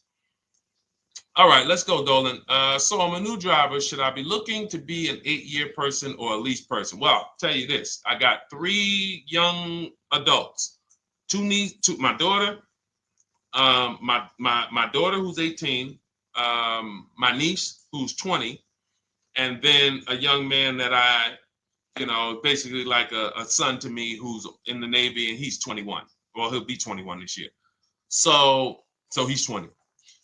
Now, they all called me in the last 3 months because my daughter's getting her license. My daughter didn't call me. She's getting her license in the next, in June. And we've all talked about this. How should I get this car? Now, my situation when I was 22, I'd already bought a $500 Mitsubishi Eclipse. Transmission went out on me probably after 6 months. And then I bought a buy here, pay here car. This is before I got into the car business. I got into the car business, I was 22, working for Pontiac GMC Buick. So I get this buy here, pay here car. It was a quality Chevrolet Cavalier. I didn't know anything about cars, so I went to a local spot. They said, hey, put down this, just pay us $50 a week. So I did that. But 22, I had my daughter, and my boss says to me, hey, why don't you lease something? And I was already selling cars, but I just didn't think, could I even, qualify for a lease? I don't even know what I was selling them, but I'm just literally doing what most salesmen do. All right, he wants to lease. All right, what's the payment? Yeah, tell him it's this. All right, perfect. They said it's that. Oh, that's a little too high. All right, they said it's a little too high. All right, so that's what I was doing. I didn't really understand anything. That's most car salesmen. So I end up getting a Pontiac G6. I'm 22. I paid $256 a month. Now, it would have been less, but I didn't get a tier 1 approval because I didn't have, I think my credit was like mid sixes at that point. And you know, you really want to be over 670 to get most of the tier 1 approvals. But it would only raise my payment maybe 25 bucks. Wasn't a lot. Now I'm 22. I'm driving a brand new 2007. It's still 2006. 2007. I'm pulling up, brand new car, full warranty, $256 a month. At the same time, I have a friend, got a vehicle, Toyota, financed it, went in. She had, you know, we had our, she had a young child, a little older than us, maybe 1 or 2 years older than us. And then she goes and she purchases a car. $500 a month. She didn't get ripped. That's what a $20,000, $22,000 car costs. She got a Corolla. $500 a month. We're 22. Plus insurance. This is enough to break a young person, young family. I'm paying $256. She's paying $500. That right there. When I tell people that story, it's amazing to me how many people will say, Deshone, when I got my first car, my parents took me out. We financed this car. We financed this. I was paying $400, $500, $600 a month. Whether the parents were paying some of it, or they were paying some of it, or they were paying all of it. Thank you, Kathy. Appreciate you sharing. So this is what all of them, all three, well, 2 of them. I don't know about the young man. Because his parents.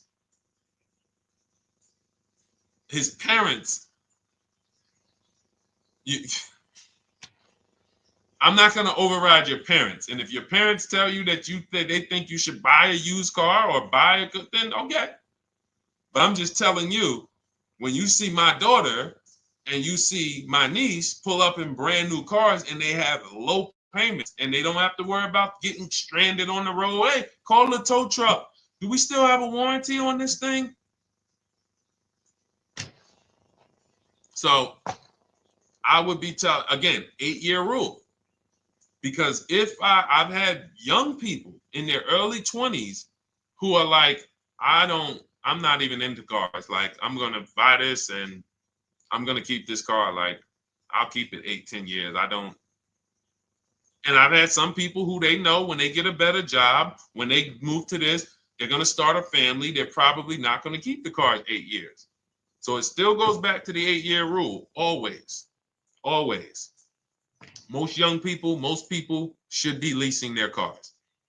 That's how I did very well throughout my 20s. Praise the Lord, because I did not have high car payments. I didn't have cars breaking down on me where I had to be like, oh man, couldn't get to work today. Not many 20-year-olds, 23-year-olds are keeping cars 8 years. So when you're putting them in used cars, you're really setting them up for failure in a lot of cases, compared to if they were just leasing, getting look, because some people be like, wow, are $300 car payments still out there? Oh yeah, they're still out there. Just you just are shopping for the right car. I know India had her look, Rosalie, she's in our Done With You video checklist and coaching program, like Cars from Home. She's, you know, this is our Facebook group she's commenting from. 3 vehicles she got, all for her sons, all of them. A Nissan Rogue, $399 a month. That's a $36,600 car. She got a Mazda CX-30. That's a $28,200 car. Payments $339 a month. $339 a month. And then she got a Mazda CX-50 for her other son, $40,000. On top, we haven't even talked about the equity and leases and selling leases and, you know, really maximizing the equity, because she said she got $6,700 selling 2 of the old leases. $6,700. Drove the cars for 3 years, had equity, bid it out, sold 2 of them, $6,700. You're probably like, Deshone, I didn't even know you could sell a lease. My question is, how much has that cost you? So when you're looking at investing in anything we're doing, be it my book, be it Shop with Deshone, our video checklist and coaching, be it our Done For You program. One thing that we do covers everything. Your first deal, if you're moving, you're gonna be like, shoot, I got everything I just invested back times 10. That's what we hold ourselves accountable to. Just her equity alone, she made $6,700 selling 2 cars.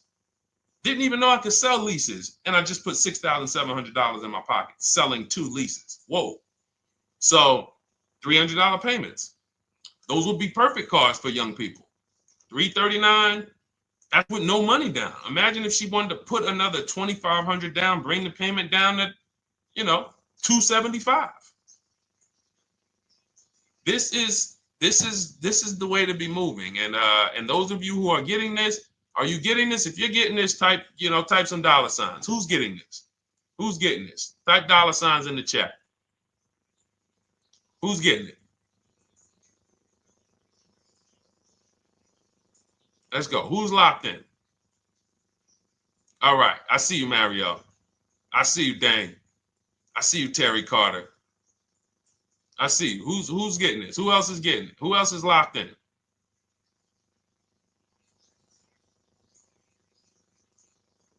A lot of y'all on here. Listen. I see you, DJ and Nice. I see you, Arms Reach. And I can tell the people that's locked in because they be like, all right, Deshone, you said you're here for 90 minutes. I know we got about 3 minutes left. I mean, I'm hanging for this whole thing. I don't want to miss anything. Shout out to the people that are locked in. All right. Go ahead, Dolan.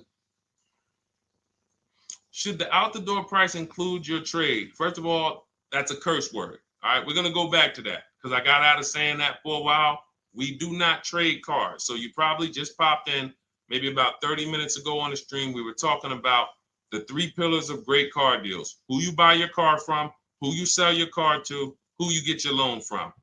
You in order to get a great deal, a below market deal, you must get a great deal from each one, which means you bid out each one. I bid out, got multiple offers for who I was going to buy my car from. I got multiple offers for who I was going to get my loan from. I got multiple offers for who I was going to sell my car to. I bid out everything, therefore I got my great deal. If you bid out this, but you don't bid out this, and somebody you get an interest rate of 7.1 when you could have got an interest rate of 5.2, you lost $2,000.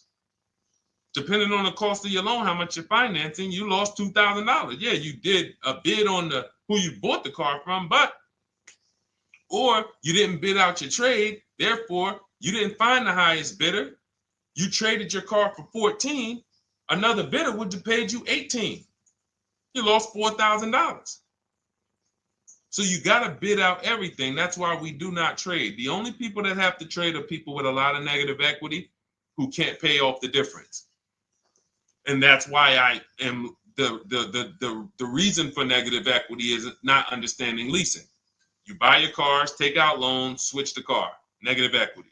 It's literally the reason for negative equity is I should have leased, but I didn't. Now I have negative equity because I'm replacing this car with a loan still on it. So out the door price will not include your other car. And if I was trading a car, then yes, the out the door price would include the trade. But because we do not trade cars, our out the door prices don't include the trade. Let me show you an example of what our out the door prices look like. So these are some spreadsheets for our Done For You program where we shop for clients. You can see here, this is we shop for a Subaru for this particular client. In this case, look, and you can see the MSRPs for this car is an inexpensive car, $27,000, $26,000. Look at the out the door prices, 29, 30, 30, 29, 29. These are all out the door prices with the taxes and fees. So you can see these dealers are giving either no discount or a little discount. 27 out the door price is 30,000. But look at the winner. Look at the winner. This particular dealer won the bid at this particular time They're not going to win the bid all the time. In this particular case, they needed the unit. $27,900 is the MSRP. Out the door price is $27,463. The out the door price is lower than the MSRP. How? Because they took off almost $4,000 in discounts. Almost $4,000 in discount. So every time you shop for your used cars or new cars, this is how you should be shopping. If you're not leasing, this is how you should be shopping.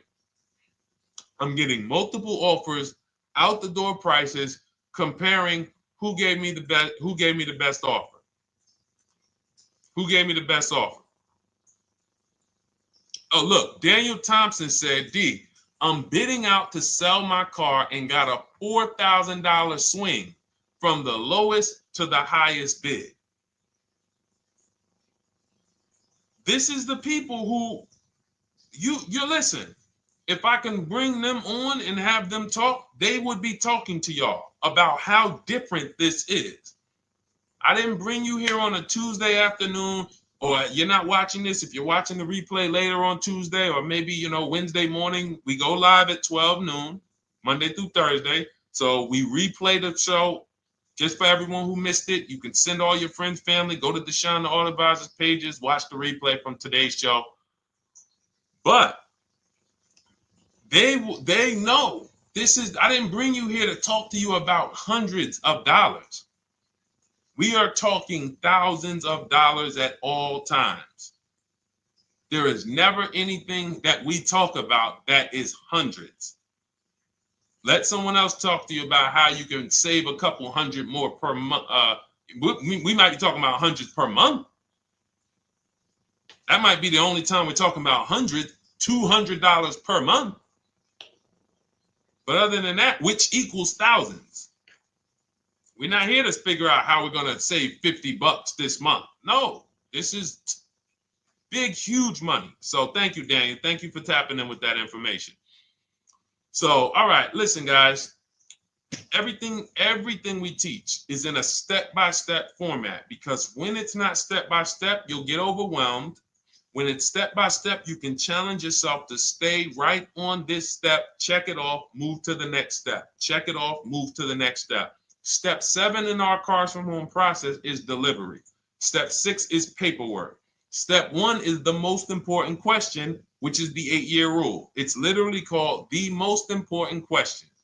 8-year rule. How many years are you keeping the next car? Step 2 is the equity assessment. That's why you heard Wendell in his book testimonial. He said, I just completed the equity assessment and we got 30% more than the book value. Bidding it out. He said, I'm about to move to the next step. So everything we teach is step. Step 3 is deal structure, where we budget and we see, all right, how much car can we afford? What does a good deal look like? Step 4, we go shopping, which is choosing what we want. Shopping, looking, doing. We're not buying it. We're shopping the market. We're test driving. We are literally choosing what we want. Shopping, enjoying shopping. Step 5 is multiple offers. That's when we're in talking to dealers online, getting offers, getting bids. Step 6 is paperwork and protection, to make sure that the offer we got is legit. We tied it up. Paperwork is right. We go over extended warranties, tire and wheel, maintenance plans. Do we need them? Key protection. Do we need any of this stuff? And step 7 is delivery. It is a step-by-step path. That is how people win. They're not coming into some college to learn how to be a car salesman or to learn everything I know. No, it's a path. So if you want the blueprint in book form, that's my digital book, Cars from Home, 7 Steps of Saving Time, Money, and Avoiding Dealerships. Normally $97, part of our 30-minute welcome offer. You can get yours for $24 in my TikTok bio, Instagram bio, the YouTube comments, and the Facebook comments. Click those links and then click the special $24 welcome offer. It's good for 30 minutes. And you'll save 75%. If for those of you who are like, Deshone, what about that video checklist? That is our Shop Done With You program. Cars from Home, done with you. You get lifetime access to everything we teach, all our below market videos, and it's short videos. I want you guys getting cars in 90 minutes. 90 minutes. Not shopping. The shopping might take you longer. Deciding what you want, you might be doing that for 2 months. But once you decide what you want, I want you to be able to get below market deals in 90 minutes. That's how I do it. We're not hours and hours to get these car deals. Some of these deals we make in literally 45 minutes over a 3-day period. So that is how we do it. And you'll have access to our coaching program. We do Zoom calls twice a month, first and third Wednesday. And you have a Facebook group with 1,600 people in it that have come before you in the last 3 years. And then for those of you who qualify for shop with done for me, just do it for me, Deshone. New cars, new cars and leases only. Credit score has to be over 670 FICO. Book a call with our team. Let's see if we can help you. All of those have welcome specials. The book is 75% off welcome special. Shop with Deshone is $200 off welcome special for 48 hours.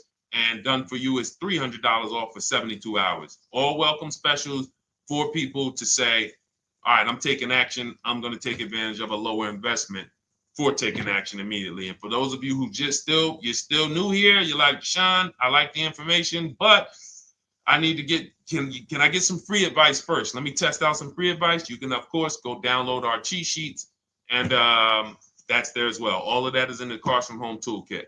So always a pleasure. We will be back tomorrow, 12 noon. Please mark your calendars, tell your friends, bring a friend, and we'll continue to, we'll continue to do what we do and try to make sure you guys have everything you need to win every car you get. I want you sending pictures with the numbers. You know you've done it right when every car you get, you have pictures with the numbers. You know people who purchase cars all the time, all post their pictures. Hey, had to upgrade. Oh, just got this. Hey, had to treat myself. Oh, watch it now. But you never see the numbers because they really are not confident in the numbers. They don't want to talk about the numbers. Everybody who shops with us, whether you're getting our book, whether you're using our stuff, and sometimes people who they piece together my social media videos and they'll get it done. But they are sending the numbers. Look at what I paid for this car. Not only did I get a great car, but look at the deal I got on the car. That's when you know, all right, you understand this thing. All right, have a great day, y'all. See you tomorrow. And if you couldn't make the whole broadcast, feel free to watch the replay. We'll be replaying it throughout the day until tomorrow's show. All right, have a great day, y'all. Thank you. God bless you.